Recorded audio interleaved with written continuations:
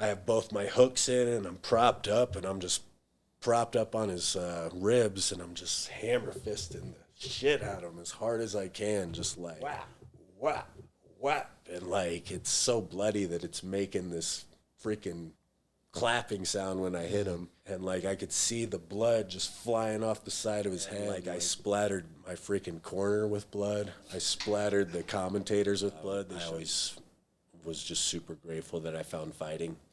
Fighting is the thing that like gave me a purpose and gave me an identity. I was a goth kid.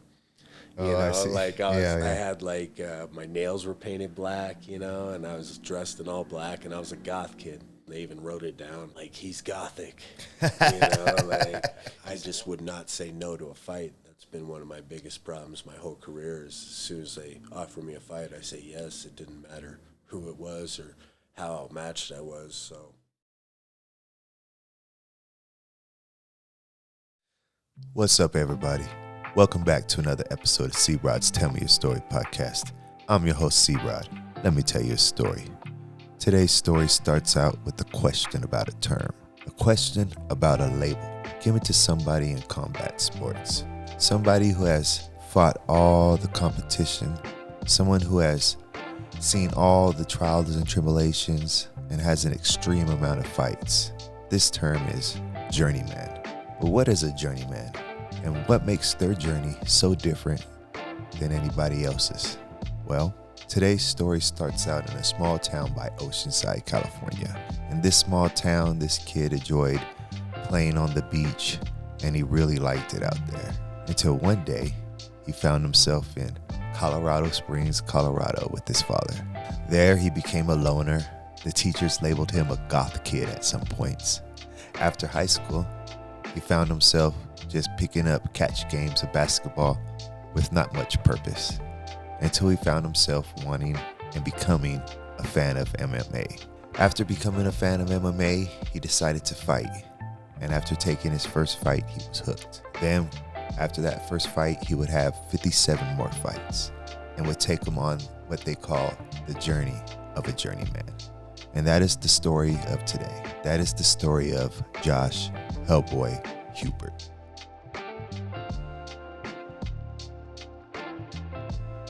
All right, back at you with another episode of C-Rod's Tell Me Your Story podcast. I'm your host, C-Rod, and I'm with you with my guest today, Josh HellBoy Hubert. What's up? How you doing? Thanks for having me. Doing pretty good. So I've known Josh for a long time. He's a friend of mine. He's a retired MMA fighter. He's also an instructor, and he's from Colorado. And he's going to tell us a little bit about his life today and about, what he's been through, about a little bit about himself. Y'all know the name of the game here. I talk to people from all walks of life. It doesn't matter who you are. We talk to real people, and they give you real stories and real events of their life. With that being said, what's up, Josh? Not much, man. I saw you're doing this podcast, and I actually felt like I wanted to be a part of it, so I hit you up, and thanks for having me here. Yeah, I'm glad you came. So we were talking about. You think? How do you say his name? Duplessis. Duplessis? Yeah, you think Duplessis? I think that's how you say it. Yeah, I thought Duplessis won. Yeah, and I thought Strickland's won. Yeah, a lot of people are split. It's funny. Like, I guess all the judges had the rounds the same except for the third round. Like, all the other rounds were unanimously picked by all the judges. Just round 3 differs in, like, a few cases, and that's why it's so split. Round 3. I see why they gave it to him because of the takedowns, but I might have striker bias, like you said, but I don't think he did. I feel like Sean worked his way up to his feet almost every time. Yeah, I mean, he got taken down pretty hard a few times, and he kept getting taken down. He was defending and getting back up, but the strike numbers were pretty close. I know they said Strickland outstruck him, but a lot of them were just jabs. Yeah. And they were good jabs, but Duplessis was just taking everything he had, and they were beating the crap out of each other. I just felt like he won on forward pressure and aggression. He was really pushing forward and getting those takedowns and dominating position. Yeah. You know, it is a chess match, you know, positionally, and I feel like he pretty much controlled the octagon. Yeah. It kind of went almost exactly how I thought it would go down. Yeah. So I don't think it was a robbery or any of that. It was just a close fight. Definitely. It was a fair decision. I thought Yeah, it it's was. fair. I thought it was clear, but apparently not. So Josh has 58 fights. Yeah. 58 fights. Yeah, that's including my amateur. I have 44 pro fights. Yeah, well, this is the thing, though. Amateur damage is pro damage. Like, damage is damage. It's a different level, you know. Like, pro is much harder to do, you know. Like, there's a lot of amateur fighters that don't appreciate the fact that going pro is much harder, you know. Like, you can get away with some easy fights earlier in your career, but once you get past, like, 2 or 3, you're fighting tough guys the whole way, and they're all trained, they're all athletic, especially in the smaller weight classes, you know. You're not going to run in any fat guys or freaking unathletic guys. Everyone's really good everywhere, so at the pro level, it's just much harder, and you have to train really hard. You know, in amateur, you can just kind of fight whenever you want. Yeah, but when you go pro, it's training camps, you know, and I think that's what people don't necessarily appreciate is just how much training goes into a fight. Oh, yeah.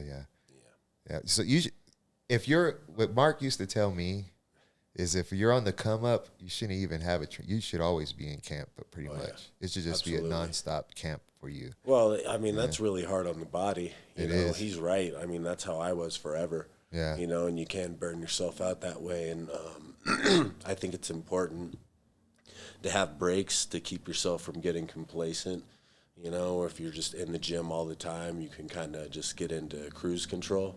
You know, like I think it's good to have like breaks, you know, to re-energize your mind so you can really hit those next levels. Yeah, because 2 times, 3 times a day could really burn you out. Oh, yeah. Yeah, I don't know exactly what you mean. And fighters are broke, you know, so we have jobs. Like, you're working too, yeah. It's not even like our primary source of income, so for sure. I mean, it's a tough life. You got to really want it. And, you know, Mark was hard on, like, he was very strict on fighters, you know. I really appreciated that. He held that team together that way, you know, but he made everybody accountable and everyone worked really damn hard, and it just became the norm. Yes. You know, that's not the norm in a lot of gyms. Like, people don't work that hard. You know, you need someone like that to really get on them and fucking push them. And he was amazing at that. Yeah, you're not even going to be a part of the team if you're not working like that. Oh, yeah. It was the toughest training I've ever done my whole career. I spent 2 years at Factory X where we met, and yeah, it was the most successful time in my career as well, and that wasn't an accident. No. So you're from Colorado, right? I am originally from California, Oceanside, California. I grew up. We moved out here in '95. All right, so teenager? I was 10 years old. Almost. You know, almost. Yeah, yeah, I mean, we grew up in a really rough neighborhood. I have 3 brothers. My parents divorced very early on. You know, it was ugly, and, you know, I come from a broken family, typical fighter shit. Like, I grew up in a really rough neighborhood, and a lot of brothers, and we got in a lot of fights, and, you know, it was just from an early age. That was kind of like the norm for us. We were just a rough bunch, rowdy kids, and we got in a ton of fights, and it was just a bad neighborhood, and our dad got us out of there, you know, moved us to Colorado Springs in '95, and that's where I started my career. I grew up in there. I started fighting when I was 20, you know, just like shortly after high school. But before that, I mean, it was just a weird time. I don't really think about my childhood very often. You know, I was an awkward, weird teenager. I've always been really shy. You know, I've always been really quiet. You know, once I get talking, I can talk your freaking ear off, but I'm generally reserved. I don't put myself out there that often. You know, and then when I always like to fight, I always like to compete. I was always like super into sports and athletics, and very competitive with my brothers. My brothers were just super hard on me. You know, they picked on me like constantly. They were just beating the crap out of me, just like. Were you the youngest? I'm 3 out of 4. So I got that middle child, you know, like Napoleon complex.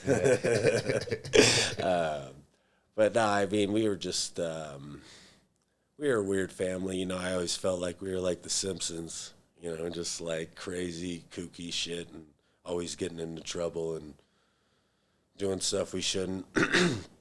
But, you know, we turned out all right. It was fine. Did you say you were born in Oceanside?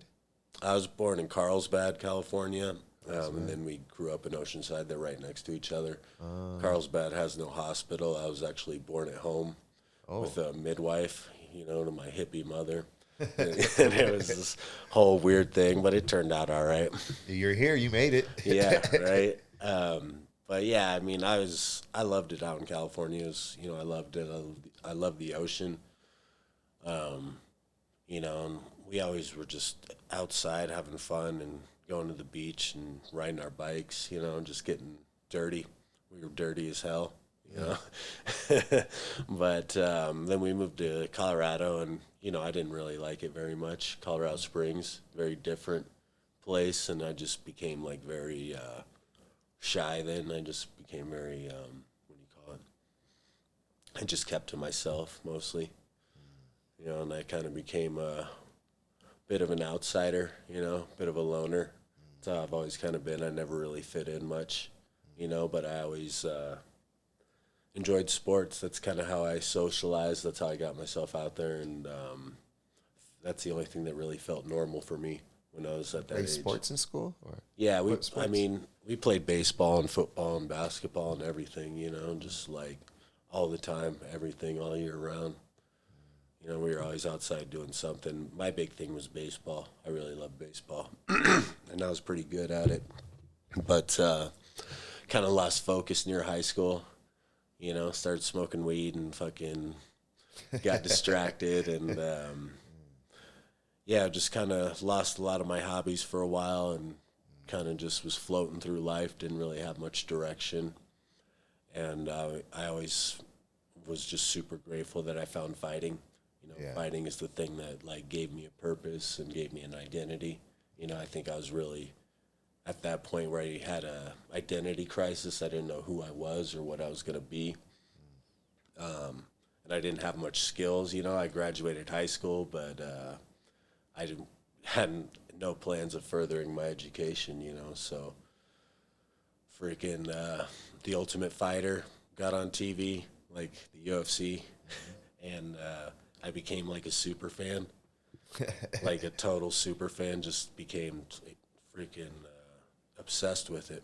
Yeah. And you know, I was like 19, 20 at this time, and they started doing local fights right down the street from me, and I just heard about them, so I went and checked it out, and yeah, I signed up like that night and just started fighting. Pretty much a couple weeks later, I had no business fighting, you know, like I had no actual training, you know, I just like fudged up my just signed resume, up and started fighting. up, like showed up at this gym and trained like 2 or 3 times, the Congado fight team, and they let me fight. Yeah, the Congado fight team where Raquel Pennington started, you know, like this is how it was in the Springs back in the day, you know, like she's an OG, she goes way back, because I don't even think that team exists anymore, but a lot of decent fighters out of Colorado Springs started there, and it's a really interesting place, a lot of interesting characters.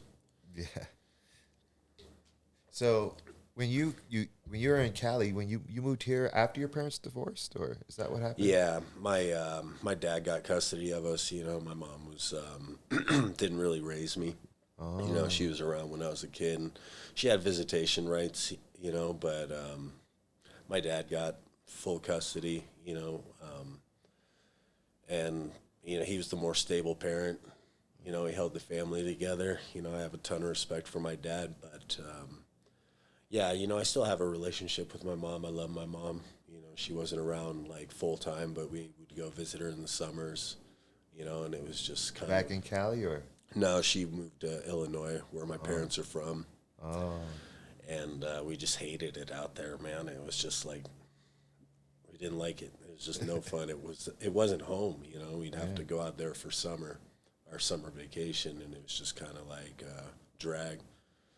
You know, so it kind of made it even worse, you know. When you were growing up, it was your dad And 4 boys in the house then? And my stepmom. Yeah. Yeah. She was probably like, oh, my God, all these Yeah, damn. well, she had 2 boys and a girl. Oh, wow. But they were much older. Okay. You know, she was a little bit older than my dad. Her kids were pretty much grown for the most part. She had one son that's like 10 years older than me, so we were fairly close. But it's always just, it's mostly, I just think of me and my brothers. I got 3 brothers. We're all pretty close in age.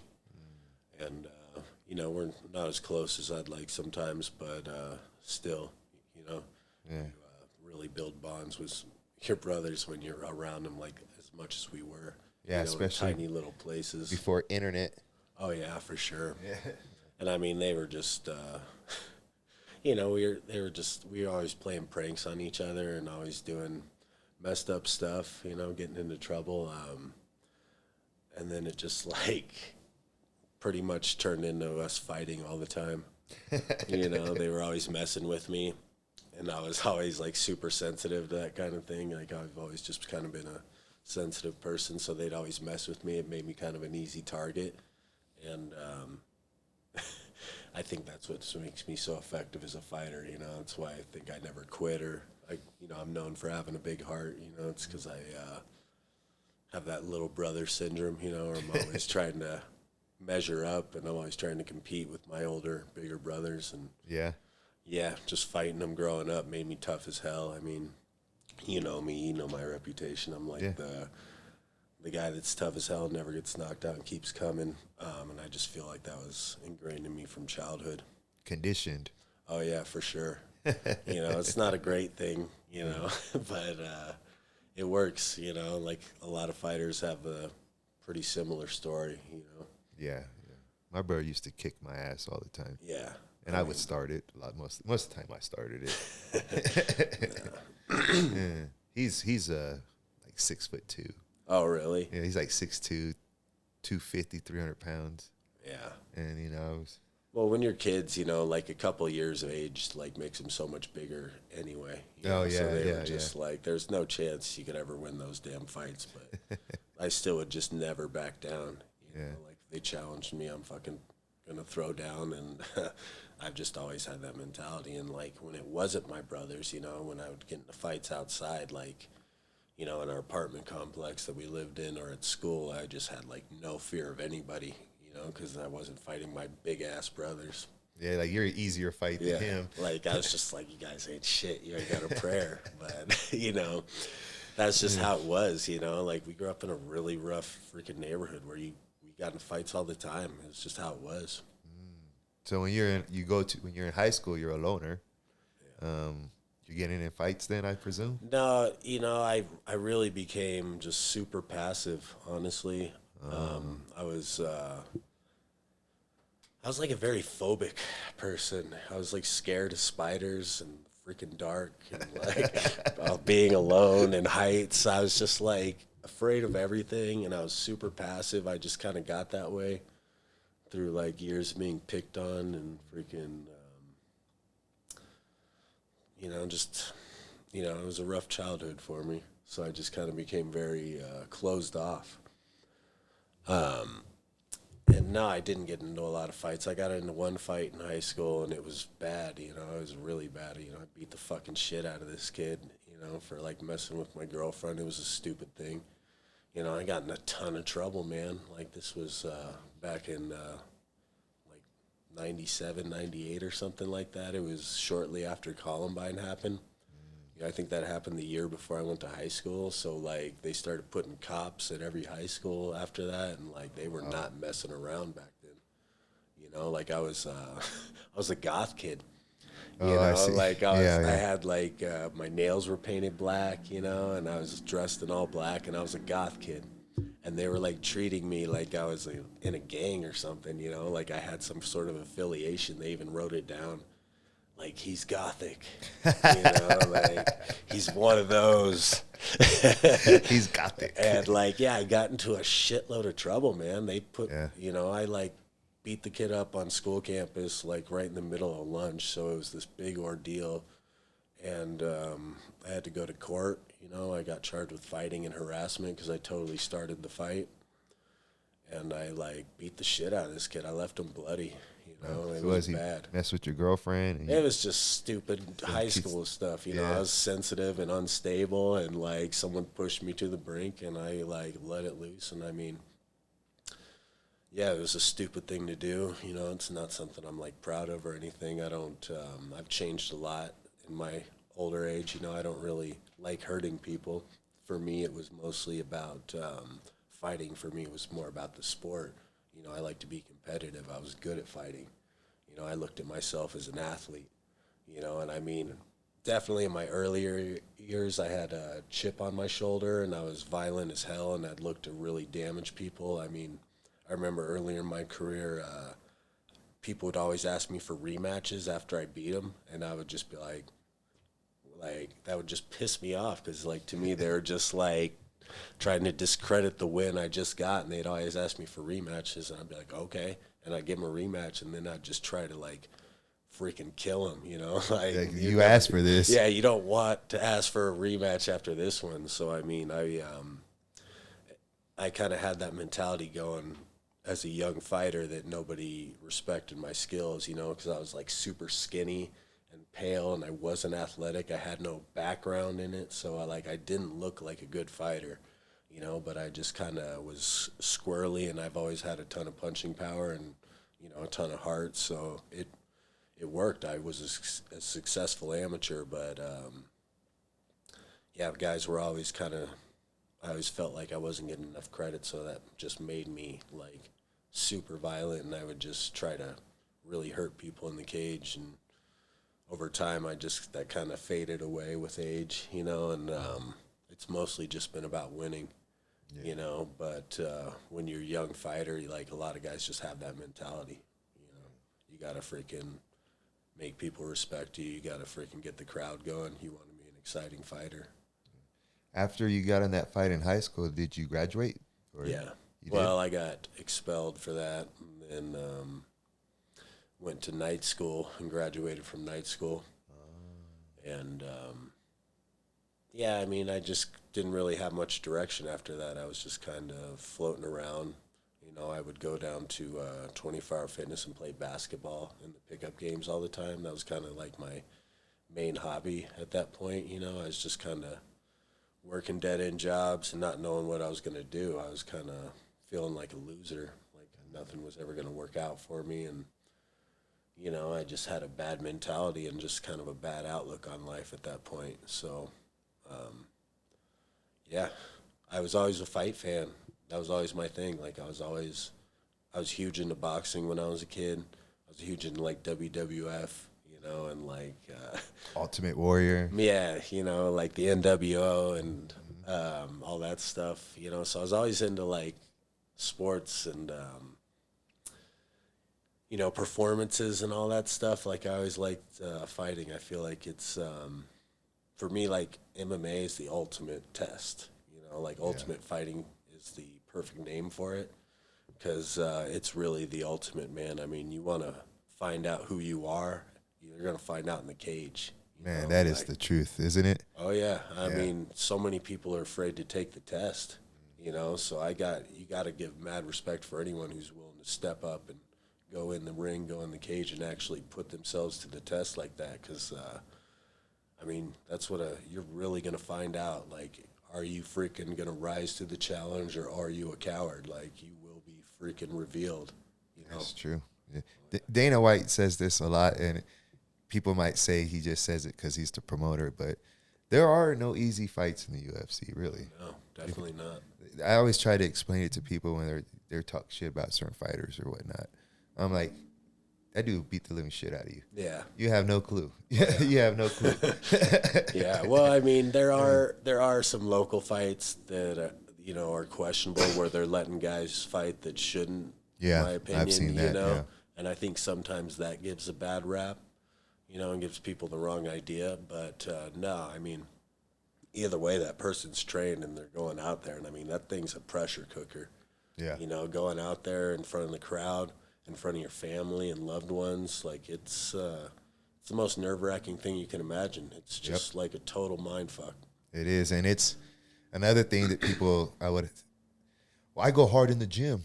It's not the same. Nah, man. It's not the same. I don't care if you got Anybody small can gloves just or what. throw down, but like to fight on a schedule, like to freaking perform at like the freaking when called upon, it's like a whole nother monster. And yeah, man, I always had trouble with that. You know, I was very rarely going into fights super confident and feeling really good. I was always scared. You know, it scared the hell out of me.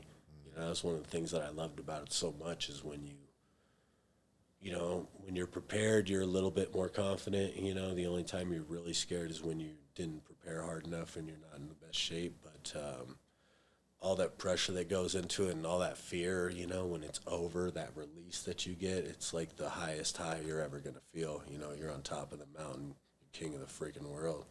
Yeah. You know, and no one can take that away from you. It's amazing, you know, and so many fighters have trouble letting go because of that fact. We were talking about Tony Ferguson, you know, like he hasn't won a fight in like I think 7 fights now, I think it is. it's got to be like 4 or 5 years or something like that. And I was just I haven't won a fight in like 5 years, you know, and I was chasing that for you know a long time, and I finally have just like finally gotten to the point where I'm ready to let it go. And I still think about fighting, you know, you just want that feeling so bad. The image, too. Oh yeah, for sure. It's like a whole thing. It gives you prestige, you know. It gives you like a whole freaking identity that people can look up to and admire. And I mean, who wouldn't want that?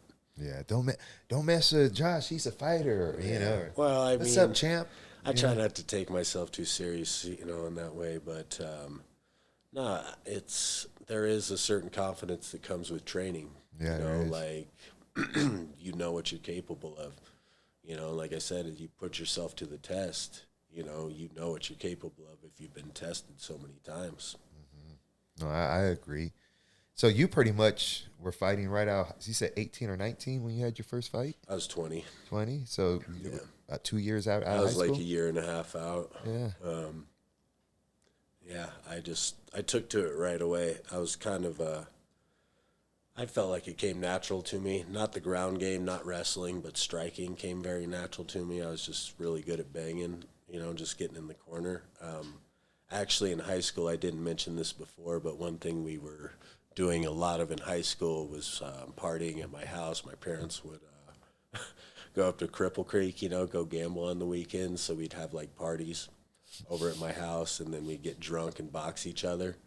So that's kind of where it all started, really. Like, you know, we were just dumb kids, you know, drinking for the first time, you know, smoking weed, getting all messed up. And then we thought it'd be fun to beat the crap out of each other. So we'd just throw on boxing gloves and just fight in my basement. Sometimes we'd go out in the backyard and fight in the snow. And, yeah, just a rough bunch. You know, I'd end up fighting my older brother's friends a lot. You know, and I just started beating them up, and I think that's kind of where it all started, really, that whole, I like fighting, I like winning. It's just, I mean, it's, to me, it's one of the hardest things you can do. Yeah, you know, so to be is. good at it, and, you know, to beat other people, it's very gratifying, you know. So it'd be like, would you plan, Dad's going to gamble this weekend, you know, let's get a bottle. Well, I mean, eventually it kind of like just started out as we'd box at parties. Everyone would kind of get in and box each other, and then I was getting good at it. I would start beating the shit out of people, so then it turned into they were setting up matches for me. You know, like, you're going to fight this guy this weekend, you know, and we're going to record it, and you're going to fight this guy, you know, the weekend after that. And it just kind of became this thing where I had this reputation for I would box. You know, so we would just it was bad technique, you know. It's not like we knew what we were doing. It was like tough man, but I can freaking bang. I had a really good chin. I've always had a good chin. And I can just hit hard, man. So I was beating the crap out of my high school friends and my brother's friends and eventually my brothers. And that's kind of where it started, but yeah, that faded out after high school. You know, I'd never even really considered fighting. You know, I just remember The Ultimate Fighter coming on, and it was just so cool. I was just so in awe of those guys, you know, Forrest Griffin especially, like his honesty towards his other fighters. I remember him calling out a fighter on the show, and he's just like, yeah, I think I could beat you. I think you're the worst fighter here. And he's just like being super honest and upfront with him about that. And like, it was just funny as hell to me. And like, just the camaraderie fighters have, you know, like, Yeah. I feel like we're just kind of a goofy bunch. We're kind of I feel like a lot of fighters are honest, not all of them, but they're just kind of upfront people, you know, like they wear their emotions on their sleeves. Yeah.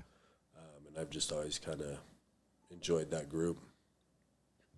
So you said you trained for 3 weeks before you fought? Yeah. I mean, I probably have. What kind of training could you even just, do? I mean, they would show me some jiu-jitsu stuff that didn't catch at all, you know, and we were pretty much just fighting. They would throw combos at us, and we'd kind of go back and forth and drill a little bit, and then we'd just spar. You know, back in the day, that was pretty much most of training, or at least half. We would just spar all the time, you know, and everyone would spar everybody. But, yeah, I was doing pretty good against their guys that had been there for a while. They're guys that had been training for like a year or so and had a few amateur fights. I was sparring with those guys, and I was doing pretty good. You know, I was always really good on the feet, you know, and like, I definitely came natural. That part of it came natural to me, and I looked like I could definitely take a fight. And then I took my first fight, and I got smoked. I fought a wrestler, you know, and he took me straight down. He didn't want to, you know, punch with me at all. He took me down,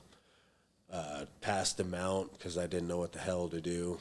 And then he punched me a few times. I rolled over. He took my back and choked me out. It was over in like under a minute, you know, and everyone was there. Happens. What's up? That happens if you don't train. Oh, yeah. I mean, I just was super cocky, and I knew I could box. I knew I had good stand-up, but I just got a terrible matchup. But, I mean, that's bound to happen in MMA. I was delusional thinking I was ready to fight, but I had a coach back then that was, you know, dumb enough to let me. You know, he even let me rep his gym, you know, and I went out there and just got crushed.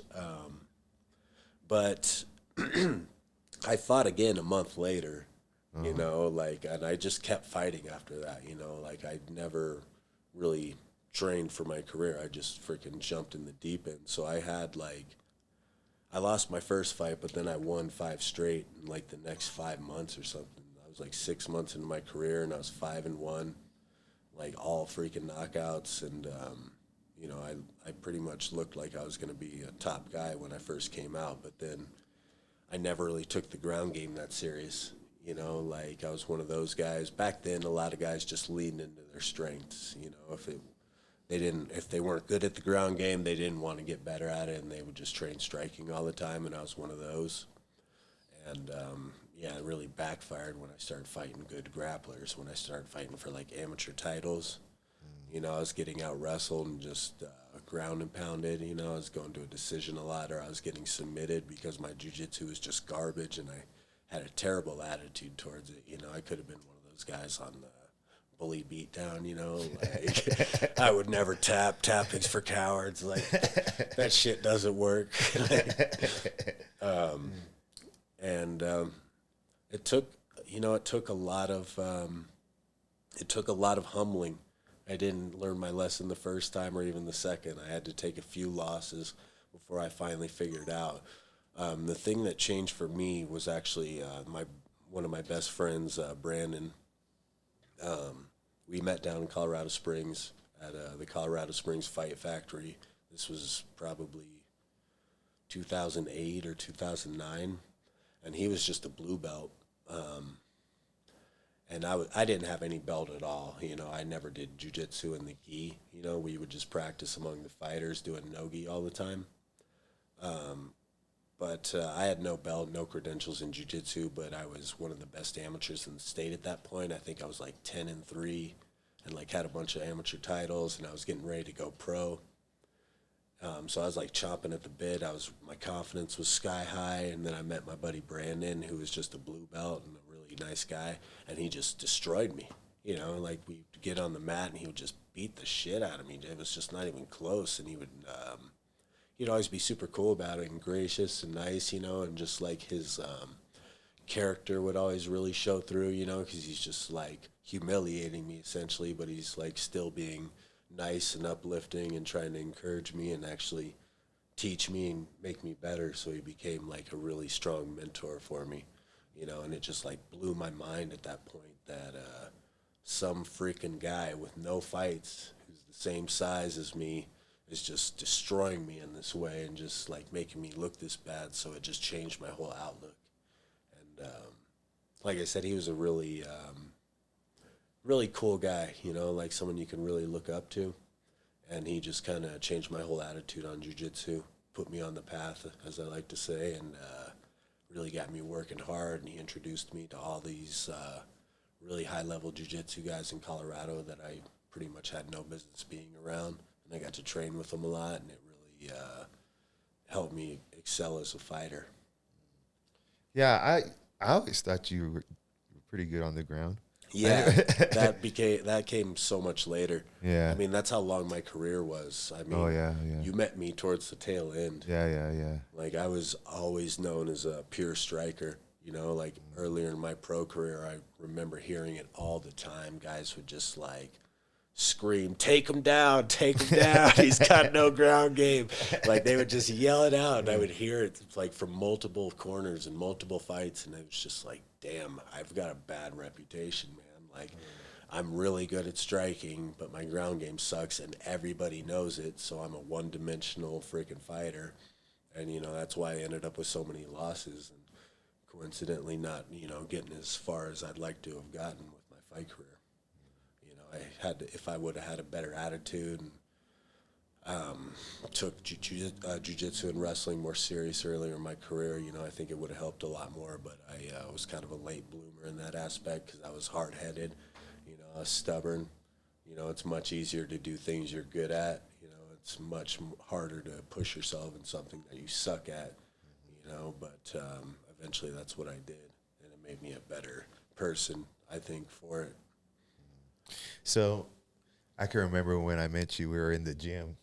And you came in on, I think it was a Friday. I think it was sparring day. Yeah. And so I was talking to Royval.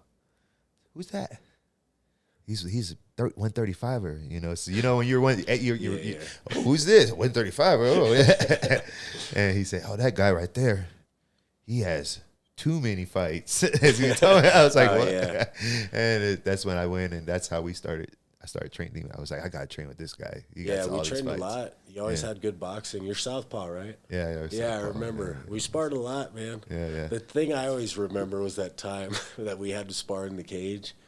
You know? Oh, when I came late? Yeah, you came late. I was from Mark ordered me to beat you up, and I was just like, fuck, man. Like, do I really have to? I felt really bad.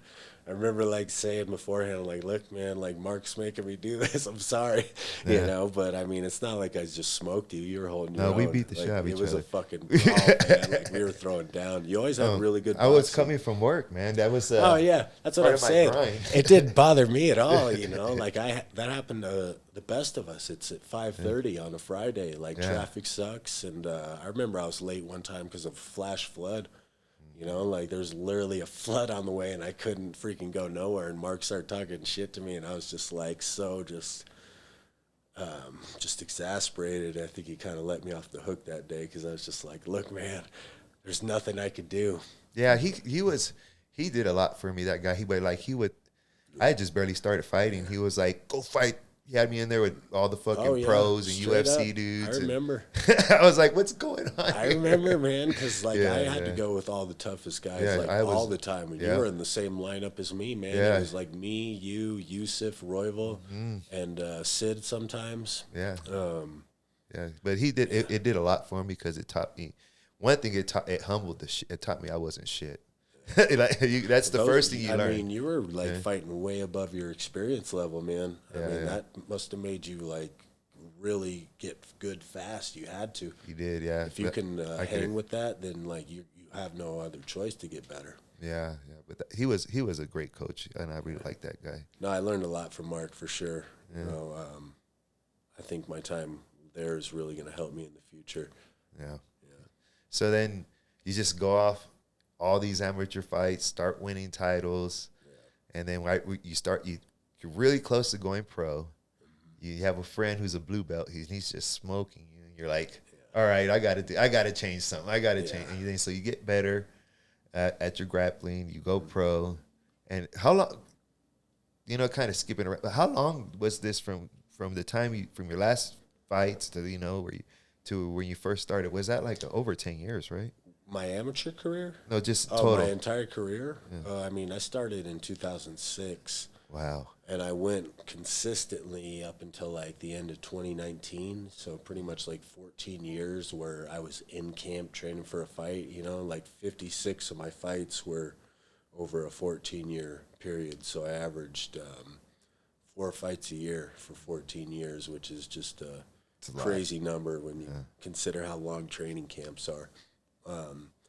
But, like before I went pro, I was an amateur for a good 3 years. I was smart enough to know that I needed some seasoning, especially after I was getting my ass kicked by a no-name jiu-jitsu guy. So, I buckled down on training for a little while, before I went pro. And I went pro as one of the top amateurs in the state. But back then I was just, I just would not say no to a fight. It's been one of my biggest problems my whole career is as soon as they offer me a fight, I say yes. It didn't matter who it was or how outmatched I was. So I took a lot of stupid fights on a lot of short notice, like super short notice.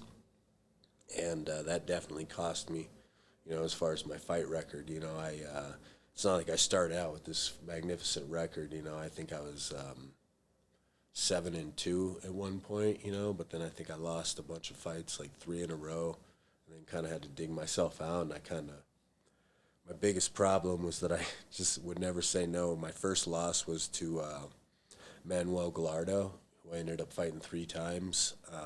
At that time, he was one of the scariest guys around. I think he was like 8-2 or something like that, and I was 1-0. And there was a tournament. It was a one-night tournament. Just 2 fights for the belt. You do four competitors, 2 fights, and in the night. And I fought him in the first round, and he had freaking 10 pro fights to my 1. And I was actually had a lot of respect for him because he was like one of the only guys that beat Eric Vegas back in the day. And nobody knows who Eric Vegas is, but he was like the top amateur 55er for a long time, like way back in the day. And he was like one of the best fighters I ever trained with. He just went pro, fought 2 times, and then retired, and nobody even remembers him. But back in the day, Gallardo was the only guy to beat him. So I was like just in awe of this guy. And they asked me to fight him on like 2 weeks' notice or something. So I'm like, sure, why not? Everyone tried to talk me out of it, and I did. And he just kind of grinded me out. He out-wrestled me, kind of made it the most boring fight you've ever seen. Talk about yellow cards. Yeah. You know what I'm saying? Like, it would have been tons of freaking yellow cards. So he just kind of grinded me out and smoked me. And I lost my second pro fight, and then I freaking went on a winning streak after that. And, I mean, it was a long career, man. I mean, I have a few notable fights in my career, but mostly I'm just a journeyman where I fought a lot of pro fights, fought a lot of really good guys over a long period of time. But, I never had that big shining moment. I never got to get to the UFC like a lot of my training partners did. I always felt like I was right there. I definitely had a lot of chances. That's the one thing that does kind of eat at me a little bit is I had my opportunities. I just wish I would have been more prepared and smarter about them. When you're younger, it's easy to be complacent and just kind of go with the flow and see where life takes you. But, I mean, if you want to fight, you really need to be focused, at all times. And you need to have goals. And you need to freaking accomplish those goals and set new ones and just progressively get better. And that's what I think, Mark changed me so much. He really changed my mentality and the way you need to approach the whole thing. Yeah, it's all in or nothing. Oh, yeah. I mean, it's the hardest damn sport in the world. And I was a good fighter. I had a pretty good career. I won a lot more than I lost, and I fought on TV a few times, and had some pretty big wins. Just never got to the big show like I wanted to, and it just would have been nice to get a little more validation. Like tell people I got there. I feel like I'm kind of like that career minor league home run guy. Well, you're definitely well respected in the community, though. Yeah, I mean, I'm well known in Colorado. Yeah, definitely. And I've fought all over the country. I've main evented cards in like 5 different states. I just never got on that big prestige show. Yeah. Yeah. But it's like 14 years, right after, basically after high school. Yeah. And your whole life it's been fighting, right? My whole adult life. And pretty much training 2-a-days for 14 years. I mean, back in the day, we didn't train quite as much, like when you met me, that was when I was at my peak, where I was training the most. And that's what it takes. You see the athleticism, these guys in the UFC and like on these big shows, and it's just insane. They're not just great fighters. Like they're not just great practitioners of jiu-jitsu and kickboxing, but they're athletes.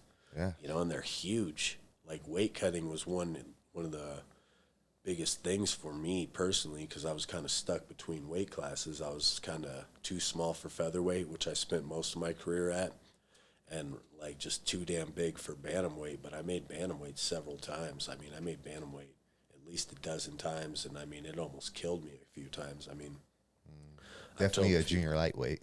Well, if they had it, right? Well, yeah, I mean, if they did every 5 pounds instead of 10, it would just be so much different. I would have been good at 140. I think that would have been a good cut. But even that, I mean, the thing about weight cutting and the thing about getting older is that you just keep getting bigger, and every time you cut down to your smallest weight, like your body just like is going to absorb anything after that, like to the fullest, and you just like, it's hard not to gorge. It's hard not to freaking really overdo it with your eating, because you've just been starving for months at a time. I mean, my weight cuts would last over a month, like they'd be 6 weeks. I would have to starve myself. I mean, there's no way to go around it. I mean, they say that you can do it without starving, but I don't really believe that's true, man. Like even these guys at the highest levels, it's not like they look great at weigh-ins, man. They're sucking themselves out big time, and like you have to eat less and work out more, and you have to burn more calories than you intake, and when you get low in weight to where you don't have much body fat to lose anymore, your body starts doing weird things, man. Like you absorb things differently, and you can gain a pound or two just out of nowhere for no reason, and it'll freak you out. Then you'll starve yourself even more and run even more the next day. Like that was the thing with me, is I was training, 2-3 hour days, of hard MMA training. Then I'd have to run 6 miles on top of it.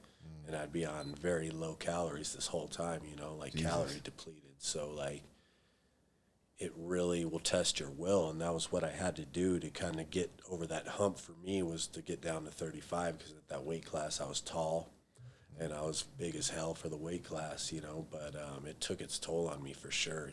Like the last 2 times, I told you I fought for 14 years. I had 2 fights after that, like 3 years apart. And, I lost in both of them because they were ill-fated comeback fights. I wasn't ready. I wasn't prepared. I wasn't trained enough. It was just me chasing that dream, But when I tried to cut weight for those fights, I mean, my body shut down.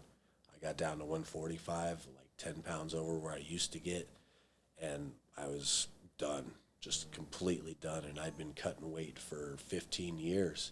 I've made insane weight cuts all the time, and when I tried to do it again, I just like wasn't happening, and I had some serious issues, going into both fights because of my weight cuts. And it wasn't just that; they were just bad ideas to come out of retirement. Most fighters, once they retire, should stay retired. There's very few success stories. Once you take that initial step, then you should just give it up because your head's not right. You're not in it as much as you used to be. Yeah, once you start thinking about retirement, it's probably a wrap. No, it's the most brutal sport in the world, man. Very few guys go out on top. Like when guys announce retirement fights, they almost always lose those fights. It's just like so true. And then they end up chasing it, and it's just bad. But I'm to that point where I have 58 freaking fights. I have a ton of damage. My neck's jacked up, my shoulders. I could go on and on and on.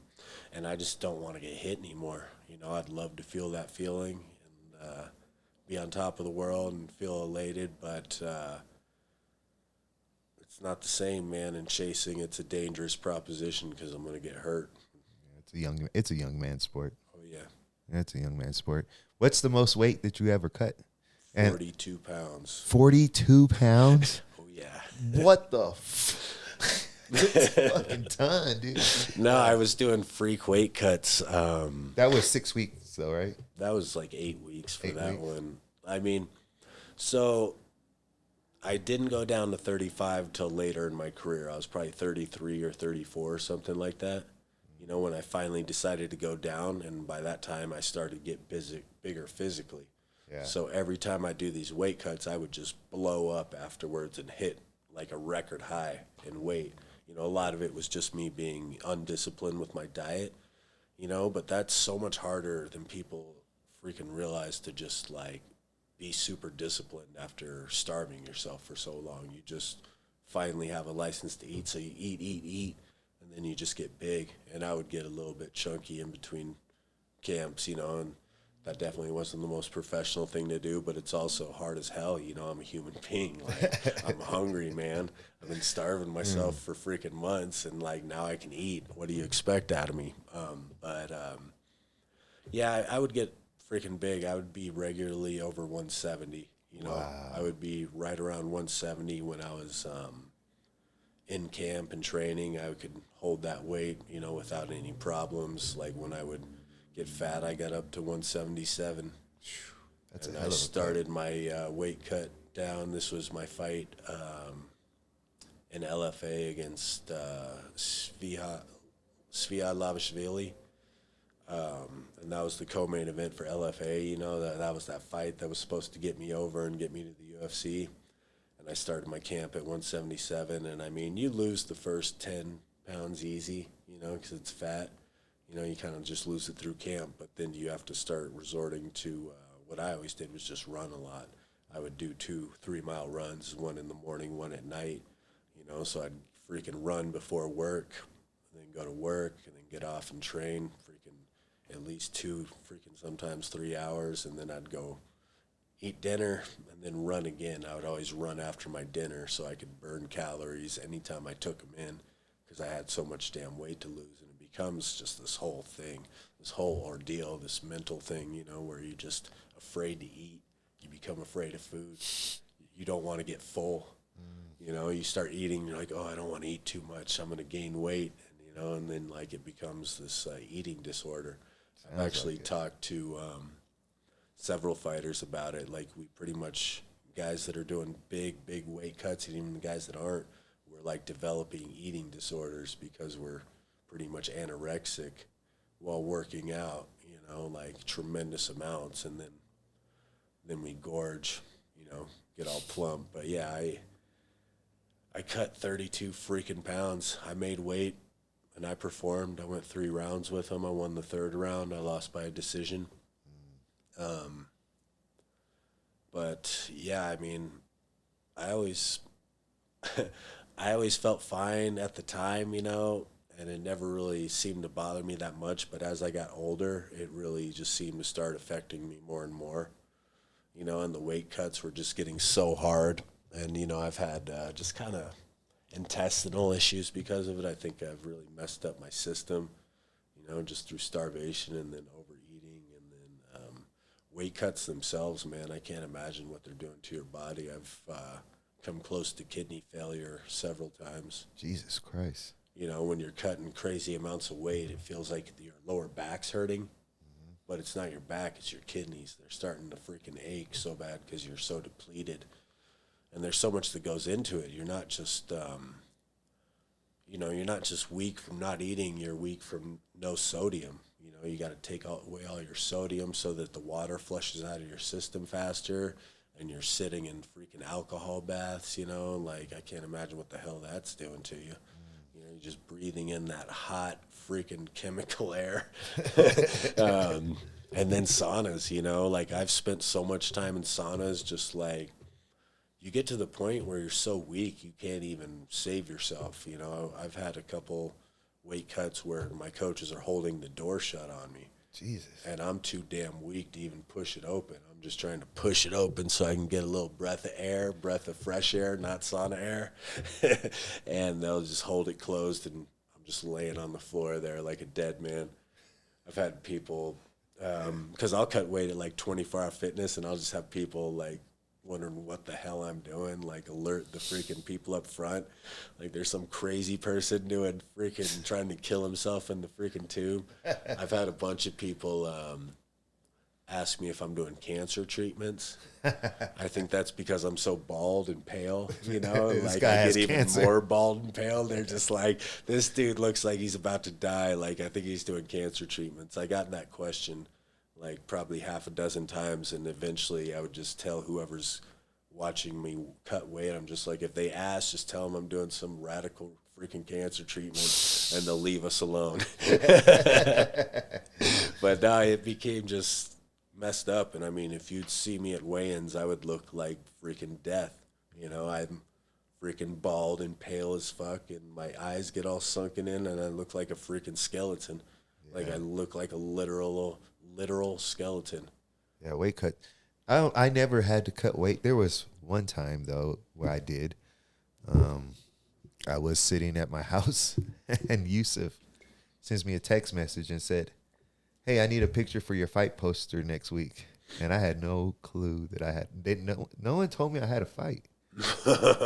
You know, like, because like you said, we were always in camp. Yeah. So no one told me I had a fight. Dude, I was eating peanut butter jelly sandwiches and hot dogs and hamburgers. And then so I was probably, it's probably like 160. It was like, so I ended up cutting a ton of weight. And I remember sitting in that sauna, and I had never did it before. And I remember thinking, fuck this. Like, this is fucking, I'll never ever do this bullshit again. That shit was horrible. Man. Yeah, it was horrible. I mean, you want to find out if somebody really wants to fight, make them do a weight cut first. Yeah, for real. That shit was. But after that, besides that one time, I always fought like, I'd get down to like 139, and I would go into the gym the next day and have to cut 4 pounds, and everybody would laugh at me. I was, you know, you're the easy cut. They're in there doing. Well, that's how I used to be. Like when I fought at 145, I was cutting like 5 pounds. Yeah, 4 or 5 pounds. You know, I was like even a little skinny fat. I was not very athletic in my amateur days. I was just squirrely, you know, like super tough freaking little monster. But the further you get, the more weight you have to cut. I mean, you look at guys like Josh Emmett at 145. I mean, that dude's a 45er. He looks freaking insanely big. I can't even imagine fighting that guy. You know, I look at him on TV, and I'm like, can't imagine what he's like in real life. Like, and I fought at 45 for a long time. The guy that made me move down to from 45 was Justin Houghton, who's a local coach. He's actually Raquel Pennington's coach. That was just on. He just won the belt over the weekend. Yeah. I fought him twice for Muay Thai, pro Muay Thai fights. And I remember just being in the ring with him. I remember he swung a left hook across my face. He didn't even hit me with it. It just kind of grazed my nose. And I was just like, holy shit. Like, I don't want to get hit by that. Damn. You know, and he was just so damn big and so powerful that after that, I was just like, I'm going down to 35, man. Like, I can't freaking hang with these guys. They're all like either 6 foot and still big, or they're like 5'6" and freaking fire hydrants. And, you know, for me, I was just some freaking kid that stumbled into fighting. It's not like I had this crazy athletic background where I had some pedigree and I was very strong. I was like kind of always skinny, and my coaches used to make fun of me because I always looked sickly. I used to always be super pale. You know, when I was younger, I would stay up all night and, you know, just like play video games and then sleep all day and then just wake up and go to practice. You know, wake up at like 4 p.m, eat, hang out for a bit, and then go to practice. And I pretty much lived at night, you know, for a long time. So I was just a super pale. Never saw the sun. Skinny. Yeah, I didn't even eat that much, you know. I only ate like once a day, you know, when I got back from practice. And I just had terrible habits, and I didn't, you know, I was not like, nobody was like telling me to do the right things. I was just kind of doing stupid shit and getting away with it because I was really good at boxing. You know, that was kind of my thing. Like, I was always really good at finding range and controlling range, and I hit hard, and I had a really good chin, and that took me a long way. You know, but like I just kind of got to that point where it's just like that's all I cared about. I was just living for that practice at night, you know, and I was just like, when I would go out and fight, I was just the most pale guy ever, and under the lights, I looked fluorescent. Oh, I know, right? And I'm skinny as hell because I didn't do strength conditioning back in the day. I didn't really believe in it. I kind of had like that old school boxing mentality, like I'm just gonna sock everybody up and keep distance, and I don't gotta learn wrestling. And brawl. Yeah, I don't need to freaking be that strong. I just need to be fast. But you know, I learned the hard way, and I learned from a lot of years of being stupid. You know, and I should have been a better student. I should have listened more. So what? This is kind of. I guess this would be two different fights. But would your hardest fight be your craziest fight, or would they be two different fights? Well, no, I would say they were probably the same one, man. Yeah. I had my hardest fight. I won that fight, but I mean, I remember afterwards, I almost fell down the stairs walking off the stage. I was completely spent, completely exhausted, and just covered in blood. And that was probably, it was against Josiah Callis. This was way, way back in like 2010 or 11 or something. It was at the Paramount, you know, the Paramount Theater in Denver, where all like they do the stand-up comedy specials and stuff. I fought there. They still do fights there. Right? Yeah, I think not very often. It's a very small venue. It's that small, skinny stage. I think they did that. The private event. They do private event. Yeah, there. they did. Yeah, that one. So I fought there. It was like one of the first fight events they ever did there, and such a weird venue because the cage is almost right next to the wall. You know, like you're enclosed on that tiny cage, and it's the crowd's only on one side, and it's a skinny building. They do comedy specials there a lot, but it's like a bad venue for fighting anyway. I fought this guy, Josiah Callis. He was at a Team Wildman, Thomas Denny's team. They were like notoriously tough, you know, like not the most technical guys, but they were good at wrestling. They had crazy cardio, and they were just bang, man. I remember when those guys first came into town, you know, Marcus Edwards, Josh Cavan. Oh, yeah. That's where those guys came from. They initially came into Colorado from, I think, California with Denny. He had this whole team, and they just kind of tried to take over the scene. And they had some really good guys, you know, like Marcus is still fighting to this day. I think he's doing bare knuckle. Yeah, he's Marcus really is a beast. successful at it. Oh, yeah, I've known Marcus for a while. I've sparred so many rounds with that freaking asshole. He used to.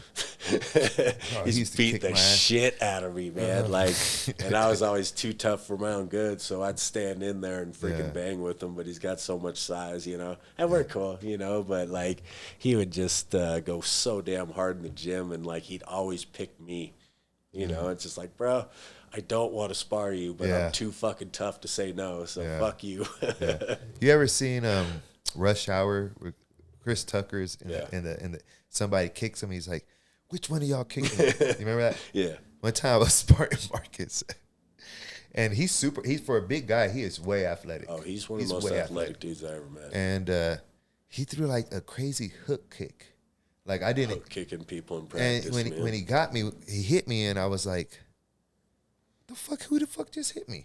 I didn't even. It was like one of those things. Like he blocked it so much, and I looked down. I was like, "Bro, did you just kick me?" He started cracking up. I was like, I could not see it. Yeah, I mean, I don't really appreciate hook kicks in practice. That's kind of a fucking fight technique that you don't really throw in your training partners. But you know, some guys go hard. That's just how they are. Yeah. So. What happened? So when you're fighting the guy, was it just a 3-round? Oh yeah, war? Lost track. I think I finished him in the second, but it was just an insane pace. He was one of the toughest guys I ever watched before I fought him. I remember seeing him fight JJ Mondragon, who was one of my favorite fighters back in the day. And they had one of the craziest fights I've ever seen. It was an amateur fight, you know, and they like got fight of the year for that in Colorado.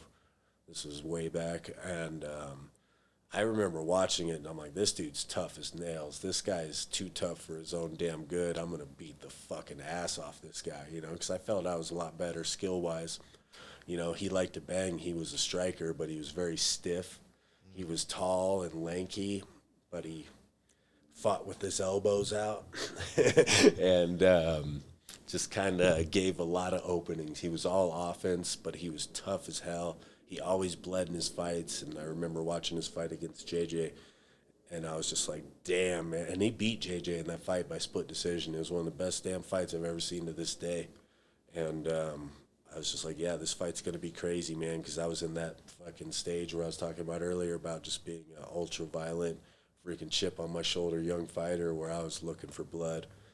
And he pissed me off, like, really bad before the fight, which is rare for me. I'm usually very calm, you know, docile, and he took forever to walk out. Like, his walkout song came on, which was Miley Cyrus, you know, like that mountain song. There's Move Mountains or whatever the hell it is. It was just like the weirdest song ever for anyone to walk out to. And he wouldn't walk out. He just let it play. He like took like 5 minutes to walk out, so the entire song is just playing. And everyone's just standing around, you know, listening to Miley Cyrus. And the commissioners are at this point like, we're going to go get him, you know? Like, I don't know where he is. We're going to go get him. And we're all just standing around like, I'm stewing. I'm like, this dude's pissing me off. You know, it's a psych move. So he finally comes out after the song's over. You know, I don't know if he did that on purpose or something happened. I think he was playing mind games. So then he comes into the cage, and he's just kind of got this really, like, just evil look on his face. You know, he's looking at me all stupid, you know, and, like, then he Tebows when he gets in the cage. This was when Tebowing was the thing. You remember Tebowing? Tim Tebow? What did he do? He would, like, go down and pray. He'd take a knee and, like...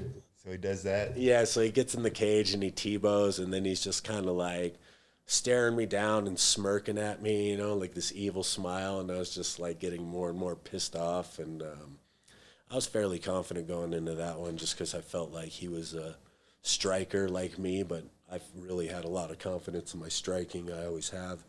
So I just went out and freaking... The first shot I hit him with cut open his eye. The second shot I hit him with, like, broke his nose, so he was gushing blood from the start.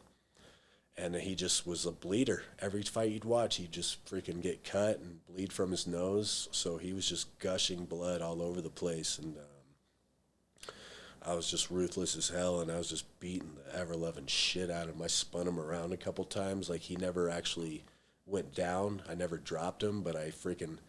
hit him so hard that he freaking spun all the way around and, like, ran into the cage. And, like, I was just crushing him, just hitting him with everything I could. My best shots, which usually put people out. I was, like, pretty prolific puncher, you know. That was my main strength. I was putting a lot of people out, and I was dropping a lot of people as a pro, you know, with my hands. And I was hitting this guy with everything I could. And I literally got tired from beating the shit out of him, you know. And then eventually he started shooting in on me and turning it into a wrestling match, and I was exhausted from all the punching I was doing. So then we ended up doing a lot of jiu-jitsu, and I ended up hitting him with some just brutal ground and pound, and it just was exhausting, man. I remember there's this one moment in the fight that I have such a vivid memory of that I'll never forget is I was sitting on his back, you know, and this was like shortly before the finish where I was just battering him, you know, and I have both my hooks in, and I'm propped up, and I'm just propped up on his ribs, and I'm just hammer fisting the shit out of him as hard as I can, just like whap, whap, whap, and like it's so bloody that it's making this freaking clapping sound when I hit him, and like I could see the blood just flying off the side of his head, like I was doing it up against the cage, and like I splattered my freaking corner with blood. I splattered the commentators with blood. They showed me their notes afterwards, and it was just like horror film. Oh my God. And yeah, I just pounded him out for so long that eventually he just gave me up his neck, and I choked him out, you know, and like he didn't even give up. I mean, he gave up the choke. He raised up his chin, but then he fought the choke forever. So I'm just like got him in a body lock, and I got it off at a weird angle, and I'm torquing. So I have my whole back and hips and everything into this choke, and it's just draining me. My energy bar is just like done at that point, you know, because this guy was just way too damn tough. And I tapped him out the rear naked, and I couldn't even stand after that fight. I was just like sat against the cage, just trying to catch my breath. I was wheezing, I couldn't breathe, and like my coach made me get up. He's like, get up right now, like you won. Yeah. You know? And I freaking could barely stand. And then we went down those skinny stairs at the back of the hallway at the end of the fight, and I almost fell down, and I looked like Freddy Krueger, man. I was covered in blood and just exhausted. I couldn't even talk, and everyone was asking me, like, what the hell? Like, did you win? Like, what's going on? What's going on? You know, just like, it's not my blood. Don't fucking talk to me. And yeah, man, I like took a shower at the venue. Oh wow. You know, just like a little shower that wasn't very. It was like a tiny little shower in a tiny little room, and I didn't even have any soap. And then we ended up going out that night. And yeah, man, the next day I wake up and I'm still got this dude's blood like all over me, man. Like wow. it was in my eyes. Like when I cleared out my eyes in the morning, you know, blood like here? there's just like all kinds of blood just in my eyes. And then I swabbed out my ears. It was in my ears. Oh Lord. It was in my ass crack. Like this dude freaking like was on my back at one point, just dropping blood down my freaking shorts. Like it was everywhere, man. And like I was like exhausted for like 3 days after that, just because the pace I pushed. You know, I was determined to freaking finish the guy. And my whole mentality with cardio is, and I had this mentality my whole career, is if I'm tired, then they're more tired, and I'm about to finish them. You know, so like if I actually get to a point where I'm exhausted, I just got to keep pushing till the end, and that's what I did. And like I literally hit like the next level of fatigue. I couldn't stand. I could barely breathe for a couple days. I was just done for, you know, completely freaking exhausted. But that's how fighting is. Is there footage? Is there footage? Yeah, there's footage. I got it. It's on like a bunch of my highlight videos that I put up, and I think there's it might still be online. There's like a video of it, but there's no audio. But it's a crazy damn fight. It's not the greatest video quality, but yeah, you can watch it. It's crazy, man. It's not the most technical fight in the world, but I mean, I could not miss. I don't think I missed a single punch the whole night. It's just like 100% accuracy with like nothing but bombs. Did you ever feel like, just fucking quit already? Like, you ain't tired? Or? I knew going into that fight that he was just so damn tough. Like, just watching him. You know, I always watch tape and study my opponents, and I mean, I give him the credit. Like, he's the toughest guy I ever fought. You know, and I mean, I feel like I'm the toughest guy anyone's ever fucking fought. So, like, that's just how I am. I mean, you see me fight. Like, I'm just that freaking guy that I've gotten where I was mostly based on toughness and grit, you know, and determination. It's not like I'm a freak athlete. You know, and it's not like I'm a freaking phenomenal striker. I'm a good striker. I got a lot of balls in the pocket. I'm great at timing. Chris Gutierrez gave me kind of like a backhanded compliment back in the day. He's just like, because we used to spar a lot. You know, I sparred all those guys. And he said, you're not fast at all, you know, but like you always hit people. You just land. You know? Yeah, that is a kind of a weird compliment. I took it as a compliment because, I mean, like, he was complimenting my timing because I felt like I was fast, but I'm not, like, I wouldn't be fast in, like, as a sprinter, you know, but I've always been fast at closing distance, you know. I feel like I can strike, you know, almost like a cobra where I close distance extremely fast. So what I was really good at was just lining up my punches and then shooting them. I'm a southpaw, very proud southpaw. Like, it's the superior stance, and it is much better.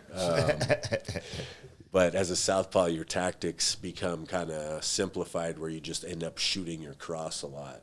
You know, like for me, my cross was always my best strike, and for a lot of southpaws it is, just because it's the most available strike. You know, when you line up southpaw against righty, your left hand lines up naturally and their right hand lines up. So it becomes that backhand race. So it just becomes like a freaking who can close the distance the fastest. So I was always just kind of ballsy as hell, where I'd drop my hands and step to the inside and just kind of like dare people to throw and then try to beat them to the punch or freaking ride the punch back in and counter them.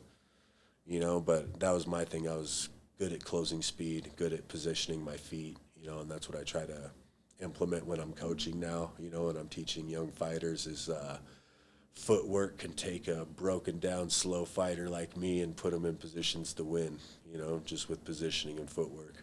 Yeah, footwork's big. Oh, yeah. Footwork's big. Yeah, I fought southpaw as well. Something that I had to learn to deal with was not depending on that cross, because it's there so much, you know. You can, though. Yeah. You can just throw, like, I forget the Thai fighter's name, but all he throws is left cross, left kick, man. Yeah. Like, you can survive just with your left as a southpaw. It's not the greatest thing, you know, but it's just a matter of your tactics, man. There's so much fight tactics out there, and what works and what doesn't work is always changing, you know. That's what's so interesting about fighting. But I just feel like the cross is always going to be the money punch. Your left is generally going to be your best punch as a southpaw. You don't hear about a whole lot of great right-handed southpaws. You know what I used to do, and it's going to sound, I don't know, maybe it's a mental thing, but, you know, I would line my, you know, you have your left hands up here, you know what I mean? And I would line my glove up on their face. Yeah, yeah. Like, I'd come here and Exactly. I'd line it up. Do you ever do that? Yeah, exactly. And I'd be like, there it is. Pow! Exactly. Just shoot the fucking hole, man. You just got to line it up and fire, man. Yeah, I would line it up. I'd be like, right about there. It's funny I said there's not that many righties. Like, I'm ambidextrous, but I'm more right-handed than left-handed. I've always been a southpaw. I've always had my right foot forward no matter what I do. Like, I'm a goofy if I was snowboarding or skateboarding. Yeah. Shit, I forgot what I was talking about. Oh yeah, I threw a lot more right hooks than most southpaws would. You know, I always felt like that was a very tricky punch because you have to clear the lead shoulder. You know, when you're standing mismatched, the lead hook doesn't line up anymore. Yeah. And then you have to kind of get fancy with it. It turns into more uppercuts and more hooks over the top because you got to clear the lead shoulder. But I was always really good at that. I'd always kind of like step to the inside and put my chin out there and let guys kind of reach for me. And as soon as they did, I would fade back and check hook them, you know, like, which wasn't the safest game to play. You know, it's definitely, it's effective if you can do it, you know, but if you get beat to the punch, if they beat you down the middle, you're really going to freaking lose, and you're going to lose hard, you know, because you're eating right hands. But that was kind of how I fought. I felt like I was one of the goofiest fighters ever. I think that was kind of one of my gifts was I was super awkward, very hard to figure out, and I would do just weird-ass tactics, you know. Fucking, I would love to stand to the inside. Most southpaws try to get outside the lead foot and get away from the right hand. Yeah. I would generally step to my left into the right hand and just kind of bait guys to throw at me. You know, and I would stay there for long periods of time, and I would call what I would do aggressive counterpunching. I would step up into the pocket. I'd keep pushing pressure on you, but I wouldn't necessarily throw all the time. I would feint a lot.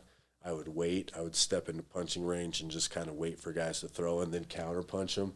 And to me, that was one of the most intimidating things you can do is just kind of invite guys to throw at you and then freaking make them pay for it immediately. That makes them not want to throw. Yeah, it makes I used to do that too. I used to do so I remember I practiced this for like 2 weeks, and it was the most brutalest thing, but I learned it. I used to bait the overhand. Yeah. So like the most right hand people, when they want to try to hit you with the overhand for some reason, so I would and when I would bait the overhand, and then I would pivot to my left, and then come over it. And I remember trying to learn that week. Fuck, I got hit with like 150 overhands. Oh, yeah. And then something, I don't know if you had this experience, but I remember when it clicks for you in fighting, like you could see it. Like I'm like, okay, here it comes. okay, I know he's gonna throw it. You know what I mean? Like Yeah. I hear it and I see it come, boom, and then you land it. Like I can remember many times when it's weird. I don't know how to explain it, but when you learn it and it clicks for you during fighting, You have you can that see light it. bulb moment. Yeah, that light bulb moment. You could actually see, different things. You know Well, what I mean? I mean, eventually, when you first start sparring, you're kind of just trying to get your feet under you, figure out what kind of fighter you're going to be, kind of find your identity, so to speak. But eventually, when you get comfortable and you get good at it, your tactics start showing, like you start figuring out what you like to do. And what I used to do is just always move to my left. So I'd always try to draw the right hand. Most guys would move away from the right. I'm going to move into the right. I'm going to make this guy play chicken with me, and like I would move to one side and just kind of show him my face, like, here it is. So tempting, like it's too. so tempting, and I'm standing across his left, so I know he's not going to want to hit me with the left. He's going to want to shoot the right, so I try to draw out those tactics and then counter him. And I feel like that's where southpaws have that natural advantage, is we're fighting in our primary stance, and they're fighting in their primary stance, but they're using their secondary tactics. Like the tactics absolutely change when you switch stance. That's true. And we're just a little bit ahead of the curve as far as fighting on the instinct, because that's what we're used to doing. Like southpaws are used to fighting righties, and so are righties. So their tendencies are always going to be a little bit off, a little bit behind, and I feel like we're always going to be ahead of the curve where we should be.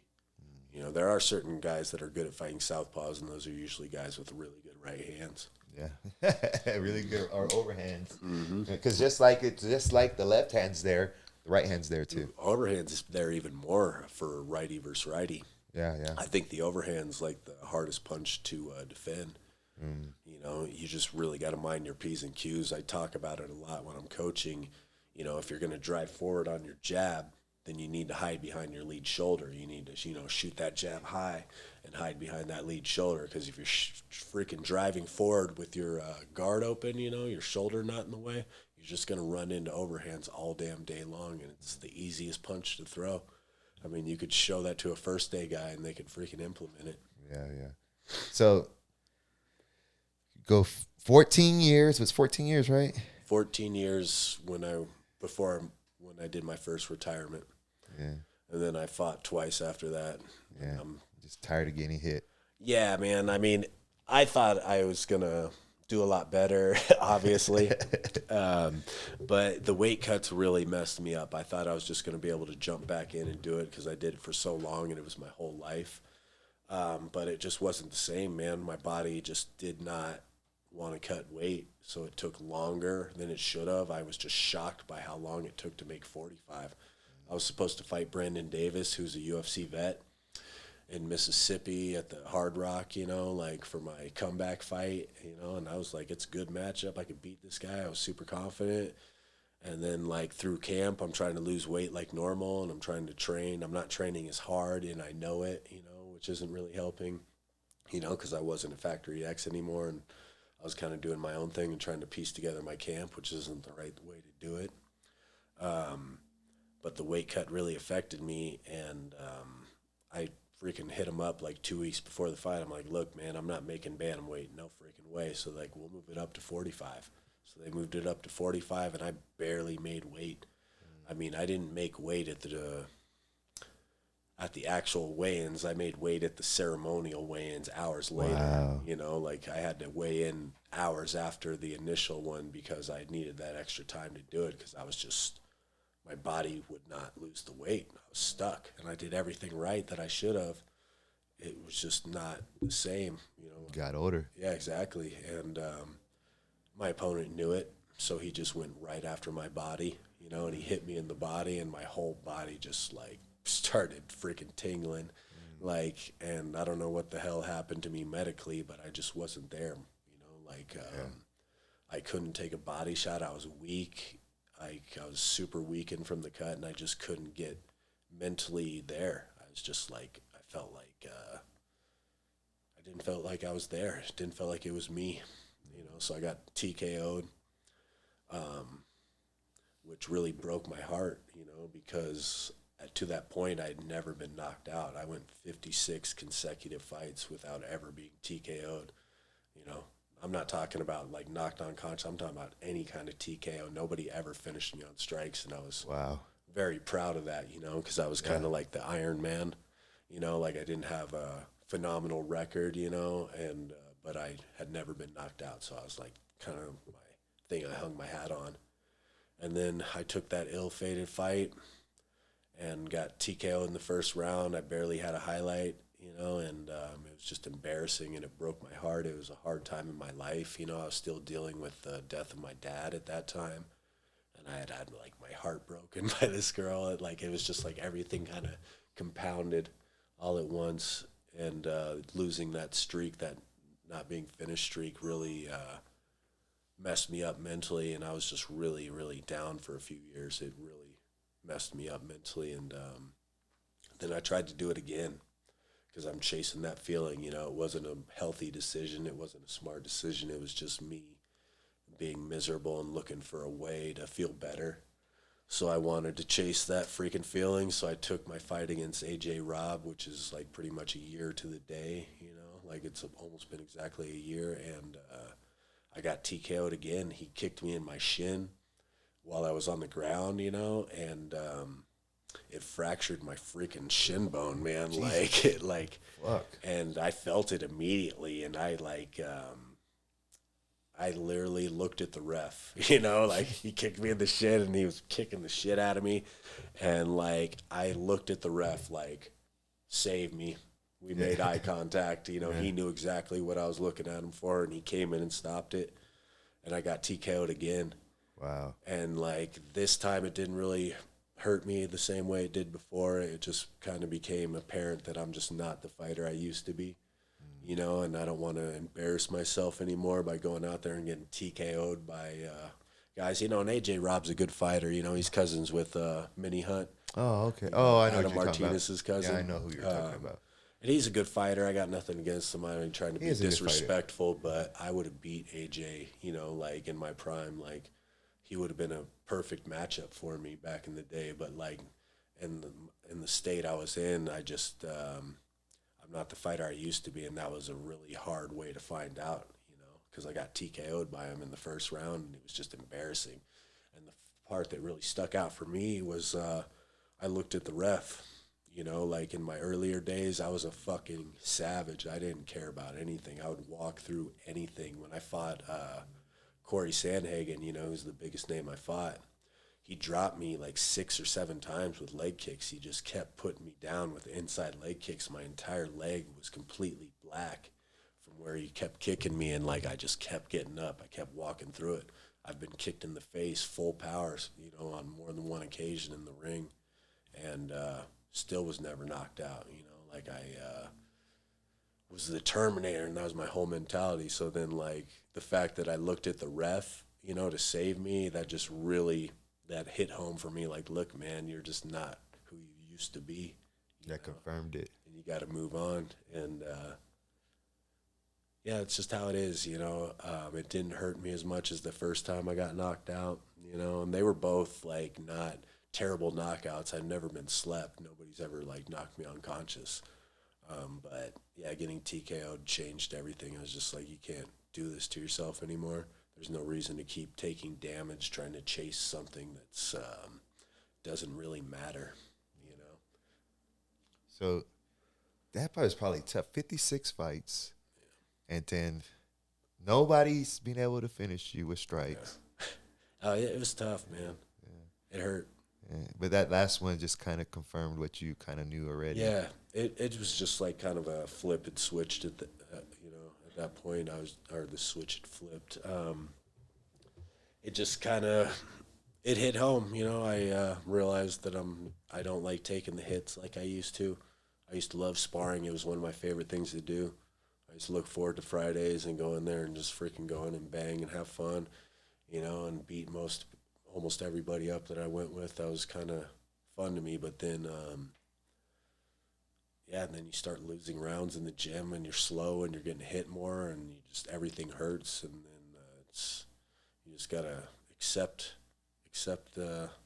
rules of life. You know, you get older and you're just not who you used to be anymore. You slow down. Yeah, you definitely have a time frame you're working with. Oh yeah. How was that hard to quit fighting? Oh yeah. It's very hard. I still think about it. I got a fight offer over the weekend. You know, and I just said no. I was just like outright, nope, I'm really retired this time. This was like the guys that hit me up that I had one of my retirement fights for, you know, and that's the kind of fighter I am. I'm a journeyman. You know, I'm the fucking guy that if you beat me, you can get to the UFC. I've put like 5 or 6 guys in the UFC right after they beat me.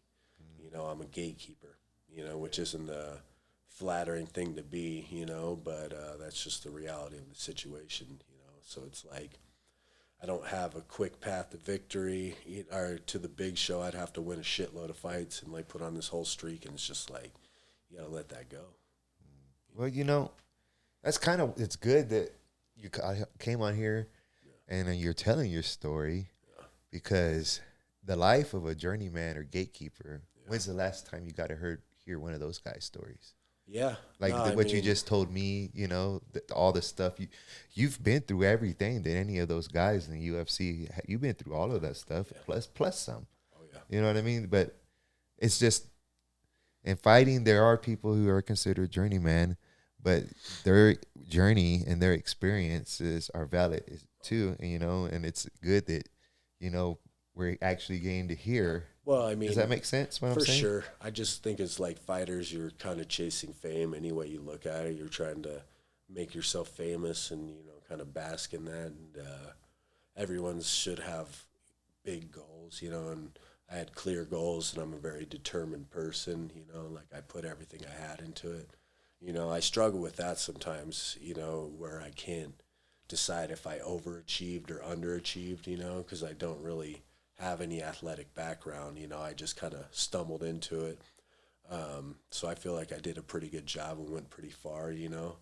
But at the same time, I always felt like I was good enough to get to the show.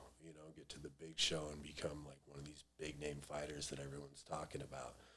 But in the grand scheme of things, I'm going to be mostly forgotten. Which is fine. You just learn to live with that. And for me, I make peace with it because I tried. It takes a lot of heart and a lot of will to try. And, fighting's one of the hardest damn things there is to do. Like, people do not understand how hard it is and how your whole life becomes it, so, I mean, it was hard to fail. It, like, really crushed me. And it took a lot of dark days and a lot of growing to get past it, but ultimately I'm better for it. And I'd much rather have tried my best and have an interesting story and not, have a boring ass life than dwell on being a failure and say it sucked and I wish I didn't do it. I'm glad I did what I did and I'm proud. I just wish I would have got a little bit farther, but still.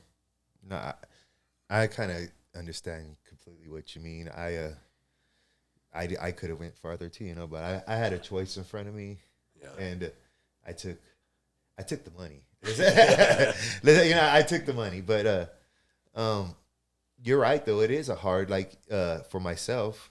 I took a first amateur fight. I was 33 years old. Yeah, and so I started really late in life.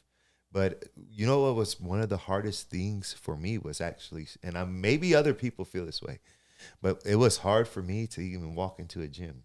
Yeah, I had to build up the courage to walk into the gym and actually start my journey. Absolutely, that's extremely valid. For someone that doesn't know anybody they're about to go with, and every guy's got that macho thing, where they're trying to go in there and prove that they're tough. So it's like it's very tough. Taking the first step's always the hardest, but fighting, you're going to get humbled, For sure. Your character is going to be revealed. You're going to freaking find out, because everyone thinks they're tough. Everyone thinks they're going to walk into the gym and be one of the best guys and it's going to be all fun and games. But nah, man, you go in there and you're going to get humbled real damn quick and you're going to find out you suck and you're going to freaking have to push through, so that's why I got so much respect for fighters, and I always find it super interesting why people fight. You know, I'm getting to that point where I'm coaching young people that want to fight, and you know, that's the first question I always ask them, like, why? Why do you want to fight? You know, and I mean, I think it just takes a certain thing, just like that certain personality trait, that spark, you know, to want to get in there and freaking put yourself out there and fight. You know, to me, it's more about performing. You know, like going out there and showing people, you know, what you can do and what you are, than it is about just going out there and being violent and kicking the shit out of each other, you know? Like, it's about being a performer. Yeah, it's definitely a competition once you get, like, I don't even feel like I was actually even fighting, or no, I didn't even know how to fight till I was like 3 years deep, maybe. like I don't know what I was doing the first 3 years, but I don't think I was actually even fighting. Does that make sense? Nah, man, I remember thinking you were always real good. You were always real slick. You know, I know your ground game wasn't that good, you know, but your boxing was always on point, you know. Well, it's good now. It's good. I got good ground game. Nah, I mean, it takes work, man.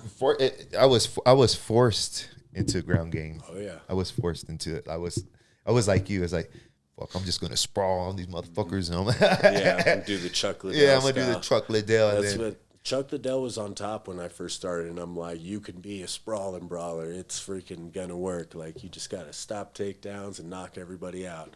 Yeah. Well, what happened to me is the way I started learning ground game is on Fridays we would spar, and I'd be walking into the cage, and Mark would pull me to the side and say 4 takedowns. And I had this whole game plan in my head walking up, and then it just maybe 3 months straight, bro. Walk into the cage, 3 takedowns. I'm like, what the fuck? That's not my plan. My plan was left. But so now, you were just mentioned a little bit. Now you're coaching, and you're getting to see fighters start their journey, and you talked a little bit about it. What is that like? Like, do you ever see yourself in these guys, or do you ever understand more? No, I totally understand it. You know, I mean, I think a lot of fighters are misfits. You know, like, we're all kind of feel like loners. You know, like, a lot of fighters that find their way into gyms are usually searchers. You know, and they just don't even know what they're looking for a lot of the times. And a lot of them don't last. You know, a lot of times they're just looking for something. You know, like some camaraderie. You know, that's what I love about gyms, is you meet so many interesting people.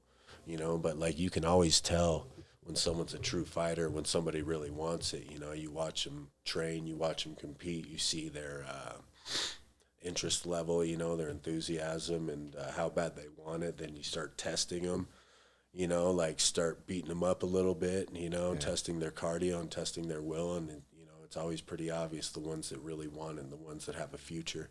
And I find that just so interesting. You know, it's like, yeah, I mean, I recognize the ones that really want it right off the bat, because I just see a lot of myself in them.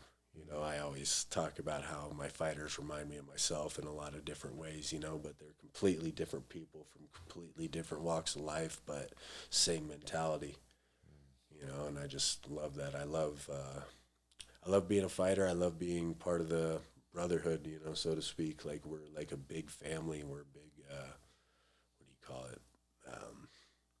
I feel like it's being part of like a big fraternity, you know, like we'll all take care of each other, and we'll all like be welcoming to each other, you know, if we see each other about, you know, in regular circumstances or among regular people, you know. I always love the camaraderie as well. You know what I mean? That's what drew me to MMA more than anything. I remember the first fight I ever went to, the first live fight. They like did the Gracie train out to the cage, you know, where they're all hanging on each other's shoulders and walking out as a team. And I was just like, whoa. I want to be there. You know, for me, coming from like a broken home and not being very family oriented, that really stuck out to me. It like felt like, you know, you could be part of something, you know, part of something that really matters, and guys that really care about each other because they're training each other up and trying to get each other better, you know, and I always loved that aspect of it, you know. That's what we used to do. We used to train, and then we'd go sit in the car and burn out. Yeah. Talk and hang out. Yeah, and I mean, you really build some strong bonds, you know, just through training, because you're sitting there suffering together. it takes a lot of strength of character to keep doing that day in and day out. So you just build up respect for each other. Yeah, whenever I would watch like you or Chris or Brandon or any, I remember watching people you fight. It's different. It's not like watching when if you were going to cage, I'd be like, no, I always tell people you can't beat live fights, man. Live fights are the best, but when you got a dog in the fight, like it's just like it changes everything. It changes completely everything. You watch it different. You look at. I remember watching Gino fight one time with, and he won this, but and we were watching him and we were going, no guillotine, no guillotine, no guillotine. Like he jumps, pulls guillotine. We're going, oh shit! No. But he got the tap. I don't know how he got it. Yeah, I mean Gino's a hard-headed guy. You know, I think he's just going to kind of do his own thing, and that's how some fighters are. Yeah. You know, like not every fighter's like as coachable as the next. You know, and I mean it's a lot harder than people realize. Man, you're out there fighting. Yeah. You know, it's not like you have a whole lot of time to think about what you're doing, and you know, like everything's happening so fast that you just kind of react. You know, you're in a primal state. That's how I always felt about it. Like I loved the primal aspect of it. Like before fights, I would get like crazy. You know, I'd freaking get all hyped up because I was just scared, and I would use that fear to like turn myself like mean as hell. Yeah. And to me, I was like just a primal beast out there, and I love that aspect of it. You know, like you'll never feel freaking higher than knocking somebody unconscious. You know, you knock somebody out, like, and the fight's over. Like, it's the best you're ever gonna feel. And it's a good confidence boost. Oh yeah, it's a great confidence boost. The first time I KO'd somebody though was in the streets, and I remember.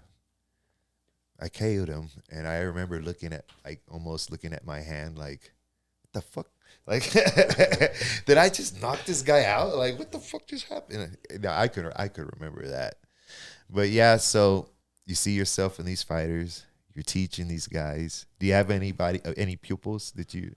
Yeah, I got some young guys. They're jiu-jitsu guys that I'm teaching MMA. You know, they're very talented grapplers, and they're pretty good at kickboxing, and I'm just trying to build them up, but they're super green, you know, like they got a long way to go. And I mean, I never put a timeline or like huge expectations on anybody. You know, I just train them up and see where it goes and let them freaking do what they're going to do.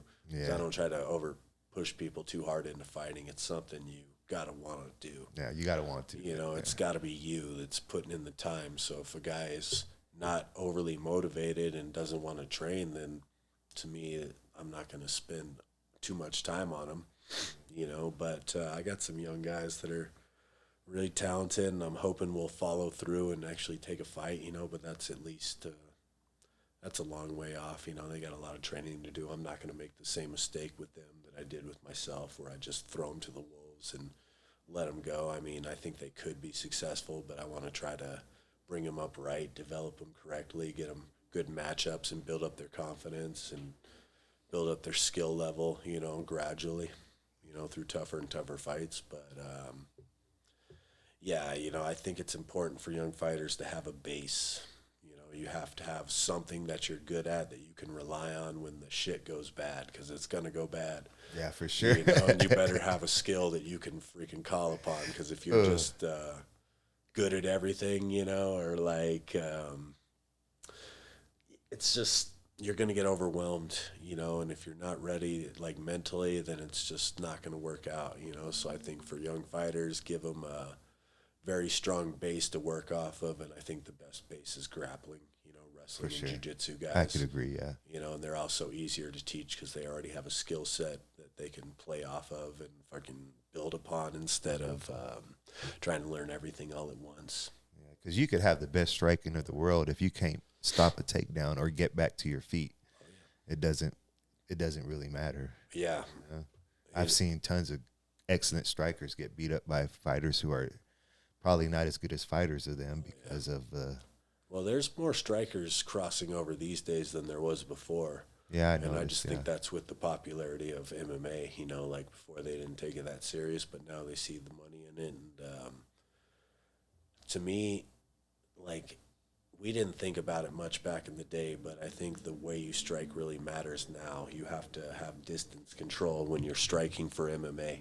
Back in the day, it was just kickboxers fighting wrestlers, and they would do kickboxing tactics that aren't going to work against wrestlers because they close the distance so damn fast on you. So the game has just gradually changed. Striking's changed. Yeah, it's for sure a different type of striking. Oh yeah. You can't go into an MMA fight doing straight boxing techniques. You get kicked in your fucking head. Look at like Alex Pereira, like a guy like that, like 10 years ago with no grappling background whatsoever. He would have just came in, got beat a few times, and we never would have saw him again. But yeah, like now you got a high level guy with a strong base. Now you just got to teach him the other things, have him focus on that instead of the whole big game. And he rose very fast, but it's mostly about the way he strikes, the way he controls distance, and the way he's so damn powerful that you can't make any mistakes against him.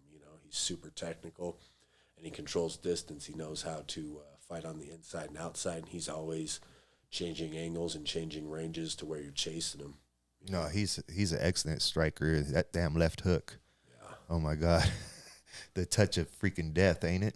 Oh yeah, no, he's got different power, man. I mean, Strickland's got a great chin. It's been proven, but he got slept, man. You sent him to the freaking nether realm. Yeah, well, I don't know if a lot of people. That was very technical. Yeah. He like jabbed him in the body like 6 times. No, I mean he was. Freaking Strickland leans back and he long guards it all the time. And guys try to hit him with overhands. Duplessis kept hucking overhands at him. And he did it a few times, but he didn't actually connect. But if Duplessis had better balance and would have followed up his right overhand with a left hook, he could have hit him on his back hip because he kept leaning back there. If he would have just went over left hook, he could have freaking pigeonholed him, and just like knocked him off that hook. But nobody ever follows that up. So like in MMA, guys just throw that overhand over and over again. But he should have followed through, right? Yeah, exactly. If he would have just thrown a left hook after his overhand, he would have ran him into a left hook a bunch of times. But he kept falling over as he was striking because he had bad balance. Yeah. Like I said, he's a super awkward fighter. And that awkwardness kind of translate into the guy he's fighting. The guys that fight him look awkward because he's making them look awkward. He's just a weird freaking guy. He's been fighting almost his whole life, that guy. I think I watched him. He started fighting way early. Yeah, they got pictures of him when he's like 18 or something. Yeah, he started fighting. Can't really, that kind of mentality, you fight from a young age. You're just freaking battle tested. You're ready to go at all times, and that dude is so damn game. People don't give him enough credit. He's, he'll bang with anybody, man. He's freaking all balls. No, I had him. I predicted him winning. I thought it was a very, very close fight, like I said earlier. Yeah. I scored Sean winning, but striker bias. Yeah. But like I said, I didn't think it was no robbery or nothing. I think it would have been more of a shock if he didn't win and they did give it to Sean. Maybe. Yeah, I thought it was kind of a coin flip, but yeah, exactly. I honestly thought Duplessis' aggression would carry him through because he's not intimidated even after he was getting jabbed to death and got his eye closed. He just kept coming, man. You got to give him a lot of credit for that. Yeah, his face got pepperonied up. Oh yeah, his left eye, his lead eye was just completely closed, and then like the back eye was starting to get closed too. And I mean, that's hard as hell to fight when you can't see, when your peripheral vision starts shrinking and you're just looking through one eye. And if it's your freaking back eye, then like you have a lot less freaking vision than you realize. Yeah. You're leading with the front side, so you have to kind of open yourself up just so you can see a little better. Strickland has a really good jab, but I don't remember seeing him feint or weave it at all. No, he does. It's a very classic old school style. He stands super upright and he shoots jabs and he does the long guard. He does the cross guard a lot. It's not nobody else is using that style that I can see. He uses his elbows and his frames to lean off and block a lot. He's hard to overhand because he frames high with his elbows and leans off, counter leans away from strikes. But to me, it's not the soundest defense. He's a sucker for left hooks, and that's what happened against Perez. Bray just ran him into a left hook because he knew he was going to lean back, and he's a next-level striker. Yeah, he timed him. And I don't know what happened in the Izzy fight. That was just so weird because Izzy recovered from that shot that he got dropped with, and then he just kind of – he won the second round after that, and then he just stopped throwing. You know, like everyone was talking about how Strickland's pushing forward and putting him on his back foot and checking kicks, you know, but it was just weird. It just seemed like Izzy just couldn't pull the trigger, and I don't understand why, because Strickland leaves openings. You just got to take advantage of them. I think it's probably the pressure. Yeah, maybe. I think it was probably the pressure. Yeah, it was weird. It was a very weird fight. I remember just being very confused watching that fight. You know, so I did. So I think Strickland's a great fighter. I think he's really good. I just thought Israel Adesanya was going to beat him, like most people. And nobody picked Strickland. No, nobody Huge thought he was upset. going to win. And I remember I was working and I worked late, and I got in like maybe third round in. I started watching, and when I started seeing, I was like, "What the fuck's going on here?" He just ran. Yeah. Well, I mean, he got dropped at the end of the first round with that big overhand, and then he looked like he recovered. He won the next round, but that was the only round he won in that whole fight. He won the second. He lost every other one. Like, he was doing all right in the first two until he got dropped, but then just looked like he was scared the rest of the time. It was weird. You know, I don't know what it was. You know, off night, couldn't get his rhythm, couldn't get his timing. You know, that's big for a striker. If you get into your rhythm and feel good, he never was able to get into it. And you got to give it to Strickland for constantly pressing the range and taking him off his game. Yeah. And they say Strickland's one of the best kick checkers there is, so he took away a lot of Izzy's kicks, and that changed the whole fight. Yeah. People don't realize how hard it is to freaking check freaking kicks when motherfuckers are very hard. Faking them and switching legs. And I mean, I teach it a lot. You jab them before you kick. You just hit them high, freaking kick them low, play the high-low game. You know, you can't defend both at the same time. You know, so you just set up your low strikes with high strikes, and there's just so much to hit, man. Like, how are you going to defend your legs at all times? I never like setting up starting my combos with the kick, personally. No, it's coaches never teach that. I never liked it that. Bad. Because every time I would just come in with the kick first, I'd get checked. Yeah. You know, or countered. Yeah, I was always big on countering kickers. You know, if you step close enough to leg kick me, then I'm going to try to come over the top and freaking blast you. Yeah. But the game's changed, man. Kickers are a lot more prevalent than they used to be. Back in the day, there weren't that many heavy kickers. You know, it was almost all boxing, you know, or more punching-based strikers. But the game's changed, man. There's MMA has as high-level strikers as any sport, including kickboxing, K1, all that stuff.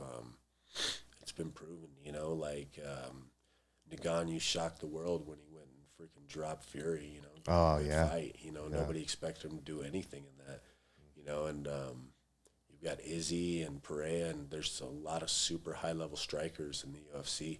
You know, back in the day, that was considered even the best strikers were kind of second-hand guys, you know, like wouldn't necessarily be great at their own sport, so they're doing MMA and they're great there. Have you ever heard of like the Tyson Fury conspiracy theory? How he cheats? No. He grabs the ropes a lot, I know. No, they say he his gloves, like he has it to where he moves the padding out of his gloves. Oh, really? I don't know the exact. I don't want to say because in boxing a lot, man. Yeah, they say he and if you show, they have a lot of photos of him where the padding's not there, or like they say he has his gloves where he can move around. If you notice, he always hits with the bottom of the glove because his fist is in the bottom of the glove.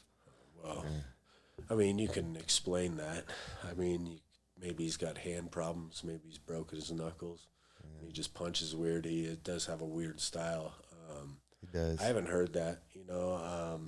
Look it up. That is something that happens. I mean, that happened with Margarito not that long ago. You know, he got caught doing it. He got caught red-handed. It's happened several times. It was versus Mosley, right? Yeah.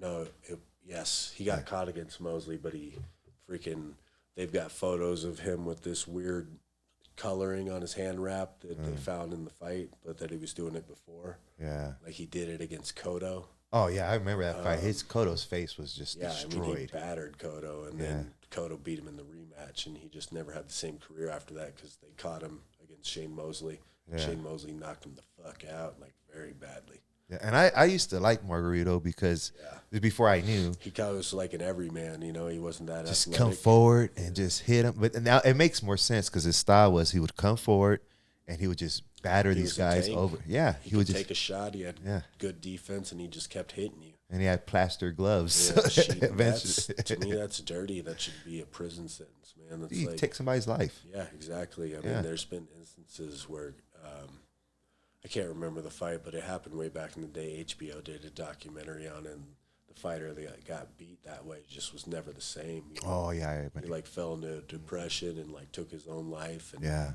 his eyes were so damn swollen by the end of the fight, he just looked like a fucking...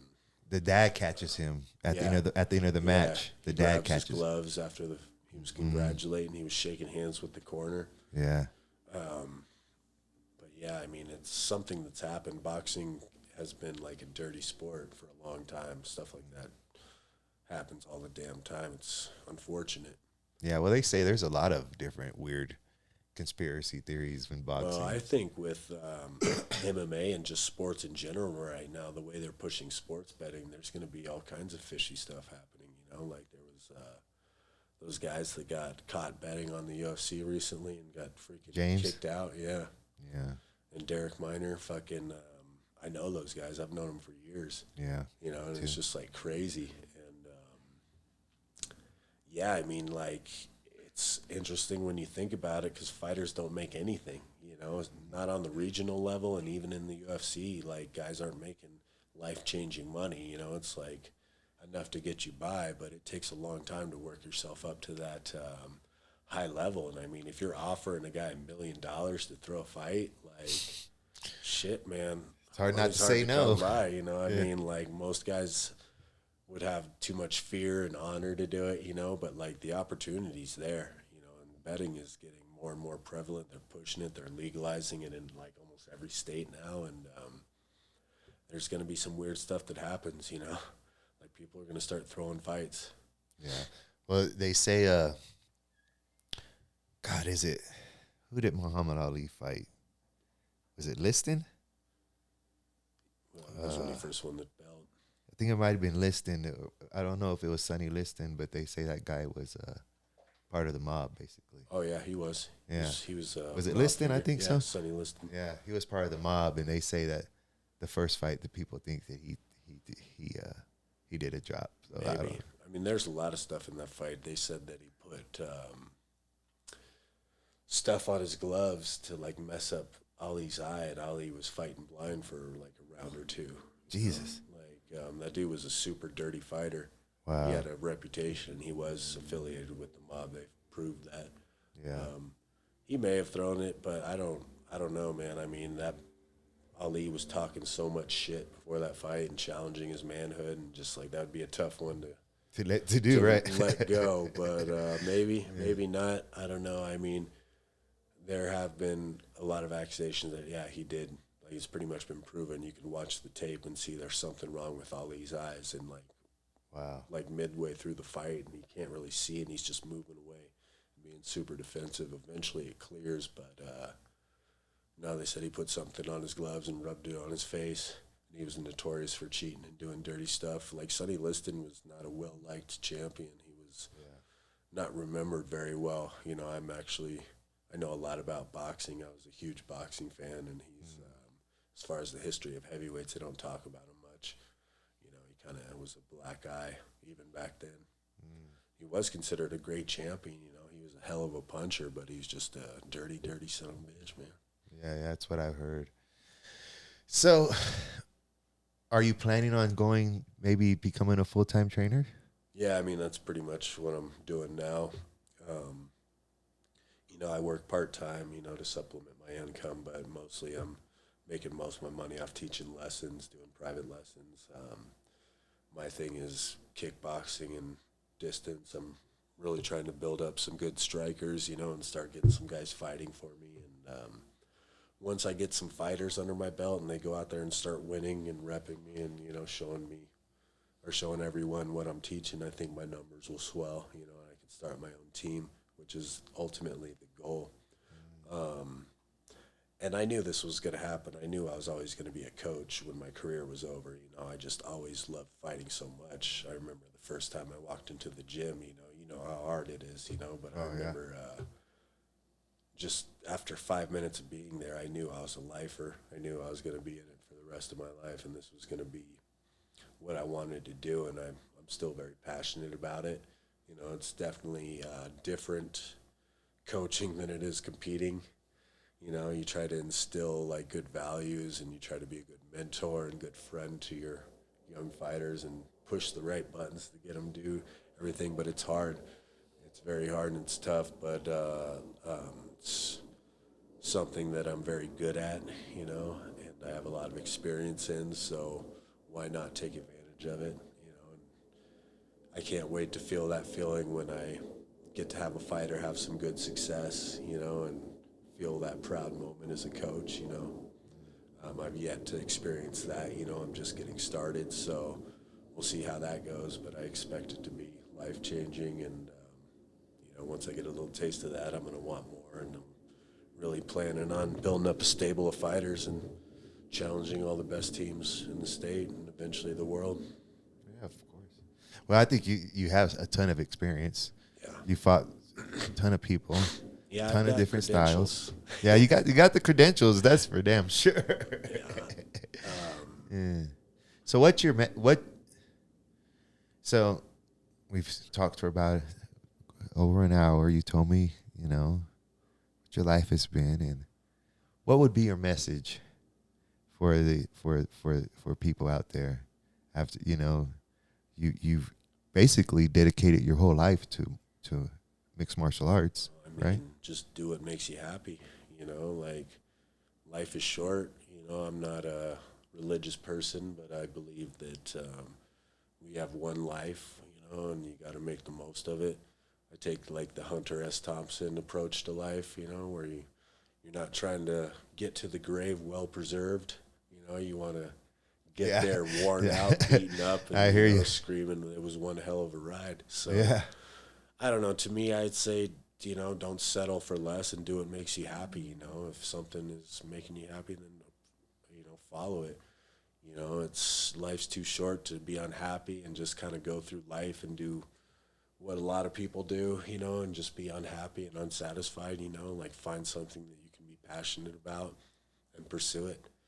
I think it's important to have hobbies, keep yourself stimulated and keep yourself, trying to improve and get better and find new things, like it's easy to get stagnant and fall into bad habits, like just try to get the most out of life.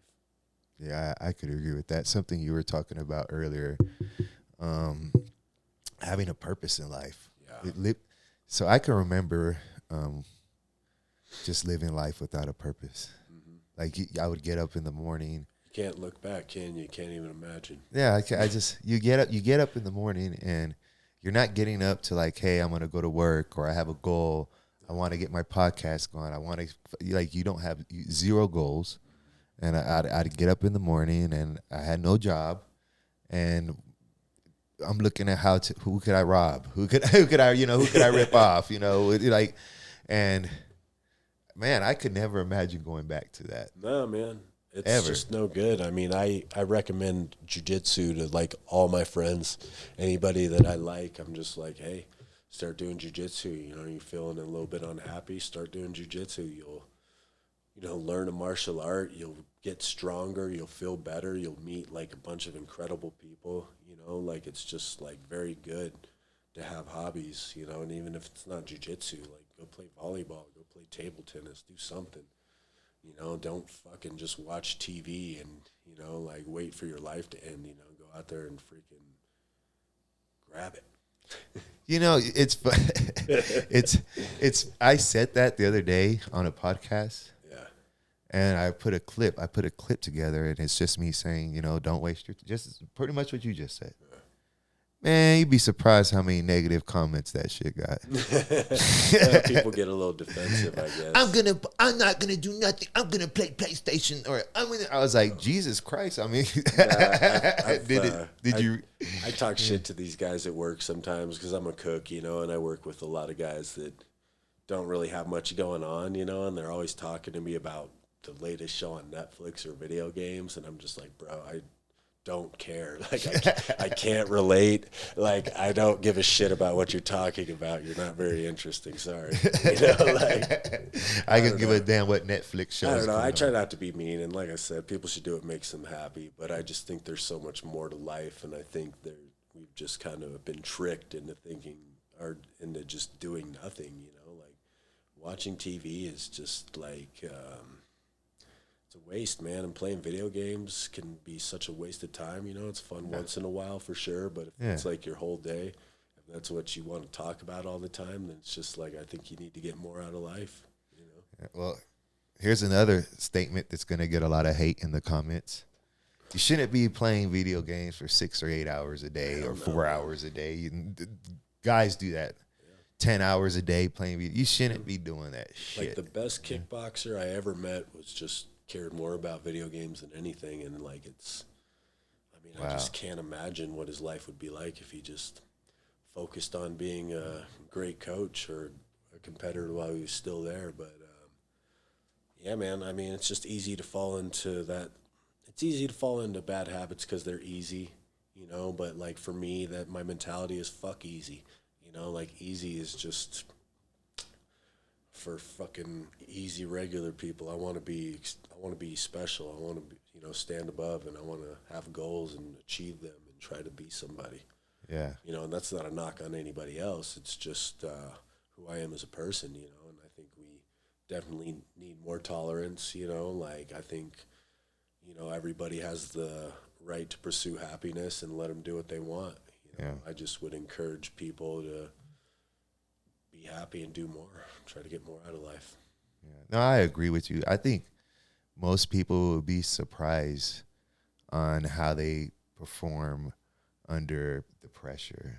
You know what I mean? Like I always, whether it's at work or in the cage, when I'm in like high situations, like high stress situations where there's a lot going on, or I'm put to over a fire, I always perform better. Yeah. I always perform better. I don't know if that's just me or some people like the pressure, some people don't. Some people love the spotlight, it's just different mentalities really. Yeah. Like, we've been talking about MMA and fighting. I always fought better in the cage than I did in the gym. Really? Yeah. I was because when I was in the gym, I never wanted to hurt my friends or I always wanted to avoid, because, people get mad, bro. You kick their ass. I always wanted to avoid the drama. Mm-hmm. And when I was when I went into the actual fight, I was you got to fight to win at the same time. It's kind of a slippery slope. Yeah. And then I think maybe the fear. Like, I was always terrified, like you. Yeah, every fight. I was always super respectful of the older guys, and I would try not to go, like, super hard against them, But at some point, you have to kind of just train to win, Like, don't worry about other people and focus on yourself, because that's the thing about fighting. It is an individual sport, You have a team and everything, but it's pretty much you at the end of the day. Yeah, when you go out there, and everything's on you, man. So if you don't have the right mentality when you're sparring and training, that can cost you. Yeah. Like there are fighters out there that are probably too nice for their own good. Yeah. I always think a guy like Mighty Mouse, he seems like the nicest guy ever, but he just obliterates people, man. He's just super nice. Technical and just fights to win. So I always wonder what he's like in the gym. And I feel like those high-level guys just they'll kick the shit out of you with not a second thought. I learned that from Mark one time. We were doing drills, and I think it was like a 2-3 head kick or some shit. Yeah. And I was doing it, and I was pulling my head kicks. So like I would get there, and I would pull it. Yeah. Oh, bro. He came out. It's not your responsibility for him to block that head kick. Yeah. He's like, he either blocks it or he gets knocked out. He's like, stop fucking pulling it. And I did it one more time.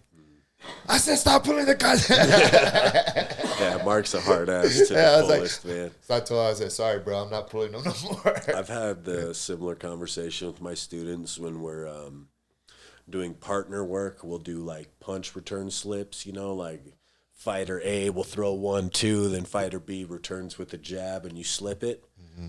A lot of times the guy the fighter B is just like being way too nice. He's throwing it all super slow or like not throwing it down the center like you're supposed to. He's like throwing it away from you so you don't even have to dodge it if you didn't have to. And I'm just like, nope. Like, you need to shoot this jab down the center. It's his job to fucking slip it and get better at slipping it and learn to read this shit. So you're, in fact, doing him a disservice by trying to be nice. Absolutely. So, the fighter mentality is different, and sometimes it is about just being super competitive and trying to win. There are guys that are just gym heroes. But for the most part, those guys that rise to the top are the guys that are taking it ultra serious and doing those stupid little things to make themselves better. Yeah, no, when I trained coming up, those guys never threw their jabs to the side. They fucking that's what I'm saying. It come right down the fucking middle. If you don't bob, you're just gonna get fucking punched. I usually have like a 3-strike system when I'm holding pads for guys. I'll don't do this, you're going to get hit, and I'll tell them, this is where you're going to get hit, this is why you're going to get hit, don't do it. And then I'll warn them a couple times, and then I'll just fucking smack them. Here it is, this is what's going to happen. And to me, I'm showing them the ropes. I'm teaching them, I'm giving them a hard lesson. I'm not smacking the hell out of them. I'm not being abusive, but no, man, that's what they need if they want to get better. And I treat everyone like a fighter. That's kind of my thing as a coach, is I try not to discriminate or try giving too much attention to certain guys and not everyone else. I try to build everyone up, So to me, I'm always going to treat you like a fighter if I'm working with you. And I think that what really appeals to a lot of people. It's no matter what level you're at, I'm going to push you to get better, and I'm confident as a coach that they'll leave me better than when they got there, just because of things like that, because I hold them accountable, and I have enough experience to know what not to do. That was actually one of the best compliments I've ever gotten. It was from Wyatt Montoya, when he did his speech. Remember we were doing speeches in the cage, and he mentioned me in his speech, and he said Huber doesn't know what to do, but he also knows what not to do. And I mean, that comes through experience. I have been in these situations myself, so I know where the danger is, where the freaking attack is going to be coming from, so I will straight up show my fighters as I'm holding pads for them and going through scenarios. I'm like, this is what's going to happen if you do this, this is what's going to happen if you do that. And like I said, if they keep doing that, making that mistake, I'm not going to let it go and let them, keep making that mistake. You're I'm not going to helping correct them. Yeah, you're not helping. So, and I think that's going to be a big thing for me as a coach, is just that experience level is going to translate into my fighters, and they're going to be more seasoned, and a little bit more well-schooled by the time they fight. At least that's the hope. Have you seen the Thai guys hold pads? Oh, yeah. It's exactly what you if you're open, they're going to wham! It's important, man. I mean, and you can't do it to everybody, I wouldn't be just slapping around soccer moms, but I'll let them know, and eventually if they carry on with me and get to a certain level, then they're going to get whacked if they freaking keep making the same stupid mistakes, and ultimately that'll make them a better fighter. I agree. I think you're doing the right thing. I was watching one the other day. The Thai guys, he was like 1-2, 1-2, and I guess they have a technique where he's supposed to block the sweep, but he wasn't blocking it. 1-2, boom! He just kicks his legs out from underneath. Oh yeah, I was like, oh shit. Thais are brutal, man. You have no choice but to get better. Yeah, you have to get better. I've never trained in Thailand, but I mean, everyone that's ever been there, not everyone's in the super high level program, right away, but fighters, they get thrown into the fire, and it's sink or swim, man. They're not going to waste their damn time trying to baby you there. Baby steps. It's going to be here's how it is. You better fucking get with the program real quick. So are you available for booking here in the Denver area? Oh yeah, yeah. I've been doing 1 hour sessions, mostly pad sessions. I feel like that's where I excel the most. How do people book you or find you? I'm online. I'm on Instagram. I get most of my business through word of mouth, which is to me just fine. I'm working with guys. I'm getting them better, and I'm getting a lot of good feedback. And people are talking me up, and I'm getting more and more clients. My schedule is pretty full. But I mean, you can find me on Instagram under HellBoy Huber. And yeah, I mean, I'm available for pads all the time. I mean, that's my main source of income at this point. I want to run more classes. I'm teaching at the compound in Littleton, in Centennial, Fridays at 9 a.m. and Mondays at 5:30 p.m. I'm teaching MMA classes, and I'm teaching at Denver Modern Jiu-Jitsu Friday nights at 6, where I'm teaching MMA striking. And yeah, I've got, there's small startup classes, nothing big at this point, but I'm building them up, and we're having a lot of fun. My classes are growing, and we're really having a lot of fun with it. Well, if y'all want to book Mr. HellBoy here, so he could teach you how to smash people's faces. Yeah, I'll teach you how to fight. I don't do like cardio kickboxing or Taibo shit. It's fight tactics. Real fighting. I will teach you how to fight effectively. Teach you tactics. I'd like to get more southpaws. Because I am a southpaw. Most of my students are all right-handed. I think I have one southpaw at this point, but I'd really, really like to start working with more southpaws. I think that's could be like one of my main niches eventually.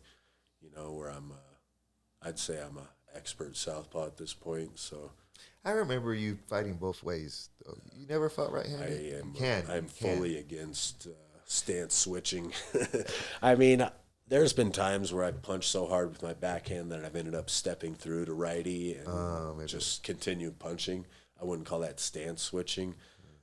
To me, being a southpaw is an advantage, and I wouldn't want to take away my advantage by compromising my defense to switch righty. That's, to me, the main thing about switching stance is you're going to compromise your defense. It's purely an offensive proposition.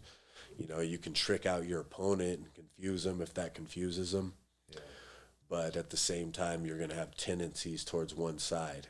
Like you always build tendencies through sparring and drilling. Like it's just natural. So when your tendency is to hide behind your left shoulder like an orthodox fighter would, and then you switch to southpaw, now your freaking lead shoulder's on the backside, and you're hiding behind what is essentially your back shoulder. It's now the lead shoulder. So angles have changed, tactics have changed, and your tendencies are going to be slightly off.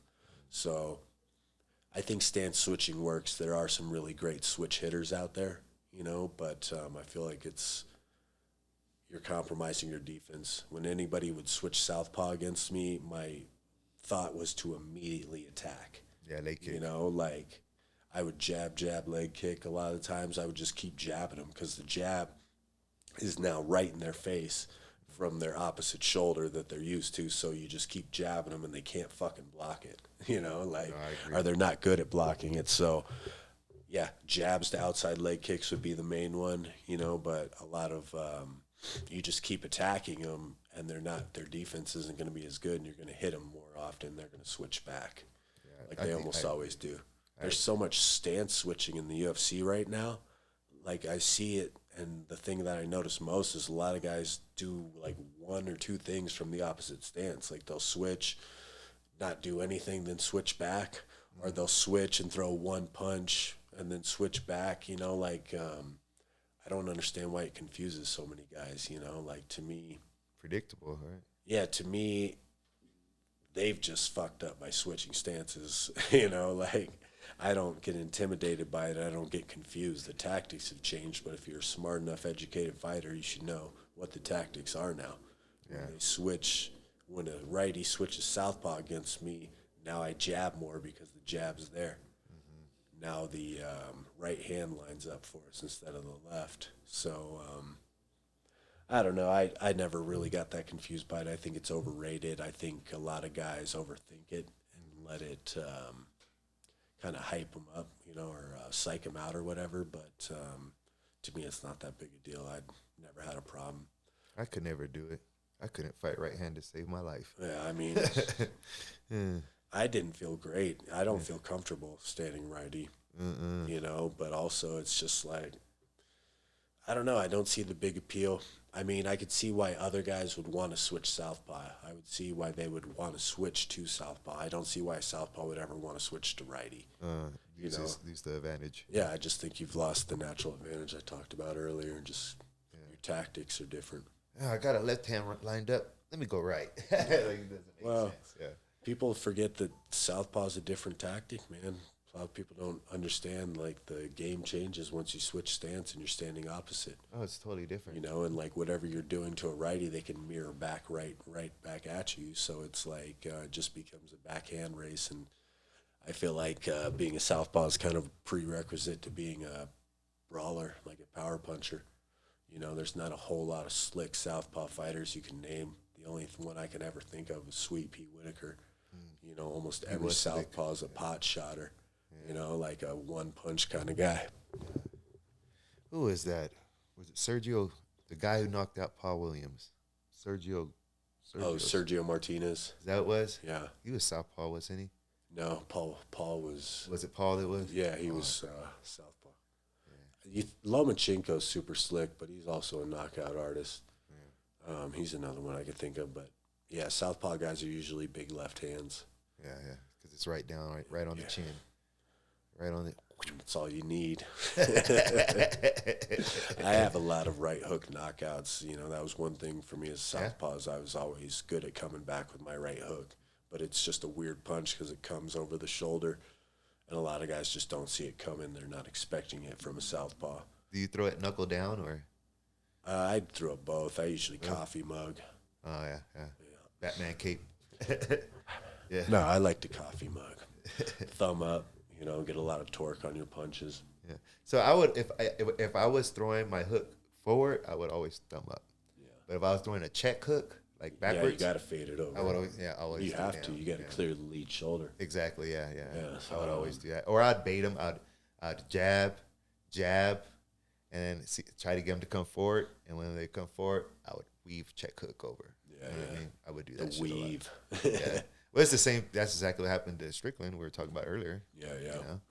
No, I used to bait guys' jabs. I would give them the opening for the jab, and then I'd come over the top and hit them as they were extended towards me, and that would really just eliminate the jab. After that, they didn't even want to throw it. You know, like fuck that. Every time I jab, this guy's hooking me on the side of the face. Yeah, I don't know. I don't remember who I was fighting in the gym one day, and they checked my kick.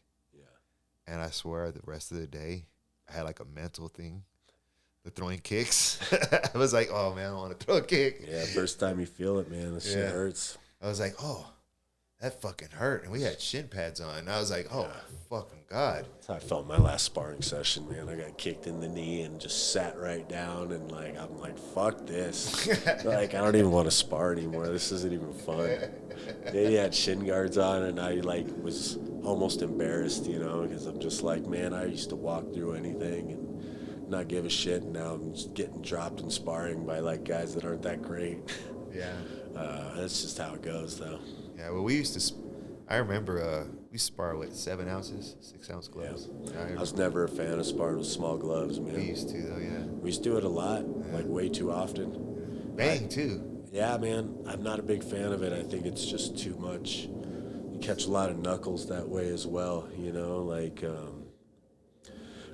I just think it's not as hard to grapple in boxing gloves as people think, you know, like you can't do like the finer things. Yeah, but I mean, it's really not that big of a difference between that and MMA gloves, and usually guys that are sparring in MMA gloves are just banging anyway. It's not like they're using it to set up takedowns and ground and pound and control stuff like that. You know, it just turns into... I remember going into the fight and being like, these gloves are almost the same size as what. Back in the day, man. Back in the day, they'd let you fight with your own gloves. Oh, you would just show up to the bar and sign up. Like there wasn't even weigh-ins, right? Like there was weigh-ins, but you would show up at like 10 a.m. and they'd put you on like a bathroom scale and write down your weight and name, and then like they would hold weigh-ins for like 3 hours, and then they'd match you up according to like weight. You know, like this guy's within 5 pounds.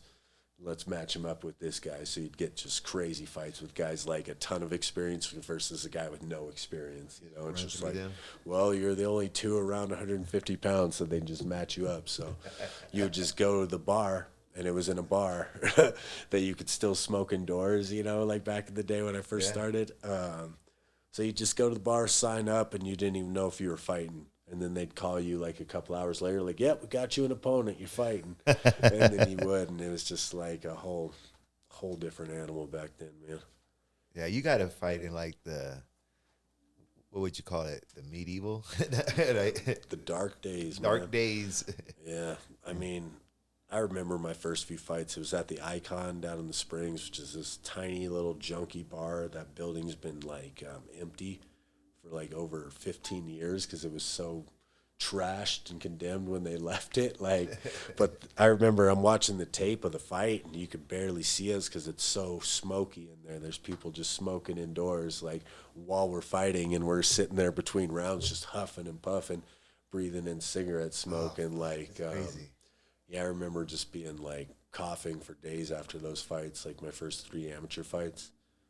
And there were some decent fighters back in the day at those fucking fight cards, you know, like some guys that had decent careers. I remember I saw Cameron Dollar there the first time I went there. That guy ended up on The Ultimate Fighter, had a fight in the UFC, you know, like Rocky freaking Pennington started at that same gym with those same shitty little fight cards, you know. I remember fighting in grocery store parking lots.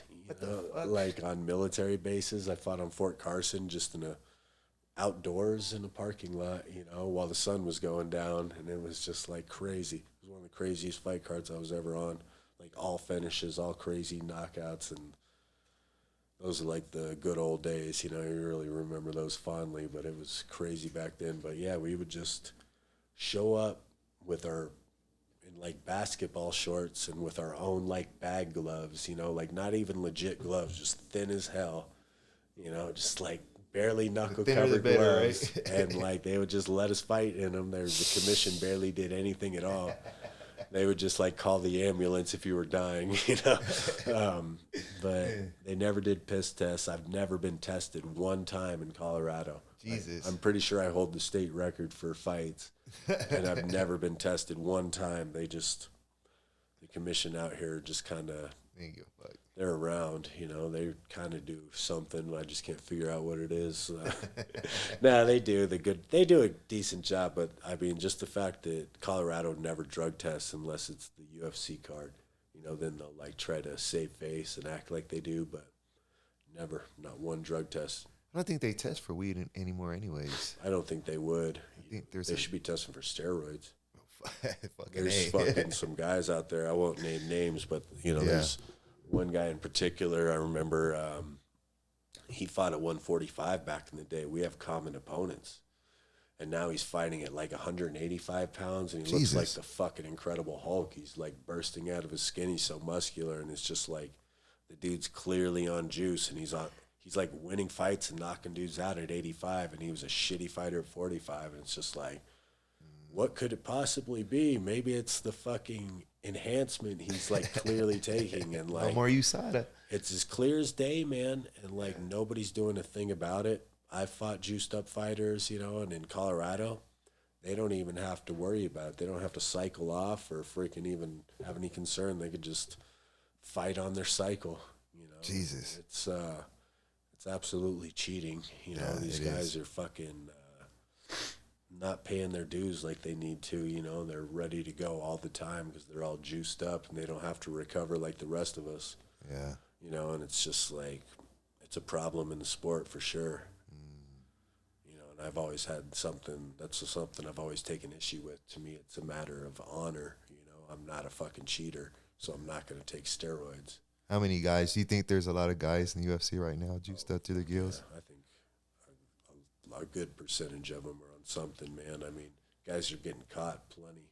Yeah. You know, and there's a whole industry designed to beat the test. You know, wow. That industry's always ahead of the curve. And that's nothing new. I mean, Lance Armstrong passed like thousands of tests before he finally popped, and he was doping for years. Yeah, yeah. You know, like, I don't know. Like I said, to me, it's more of a matter of honor. You shouldn't be cheating.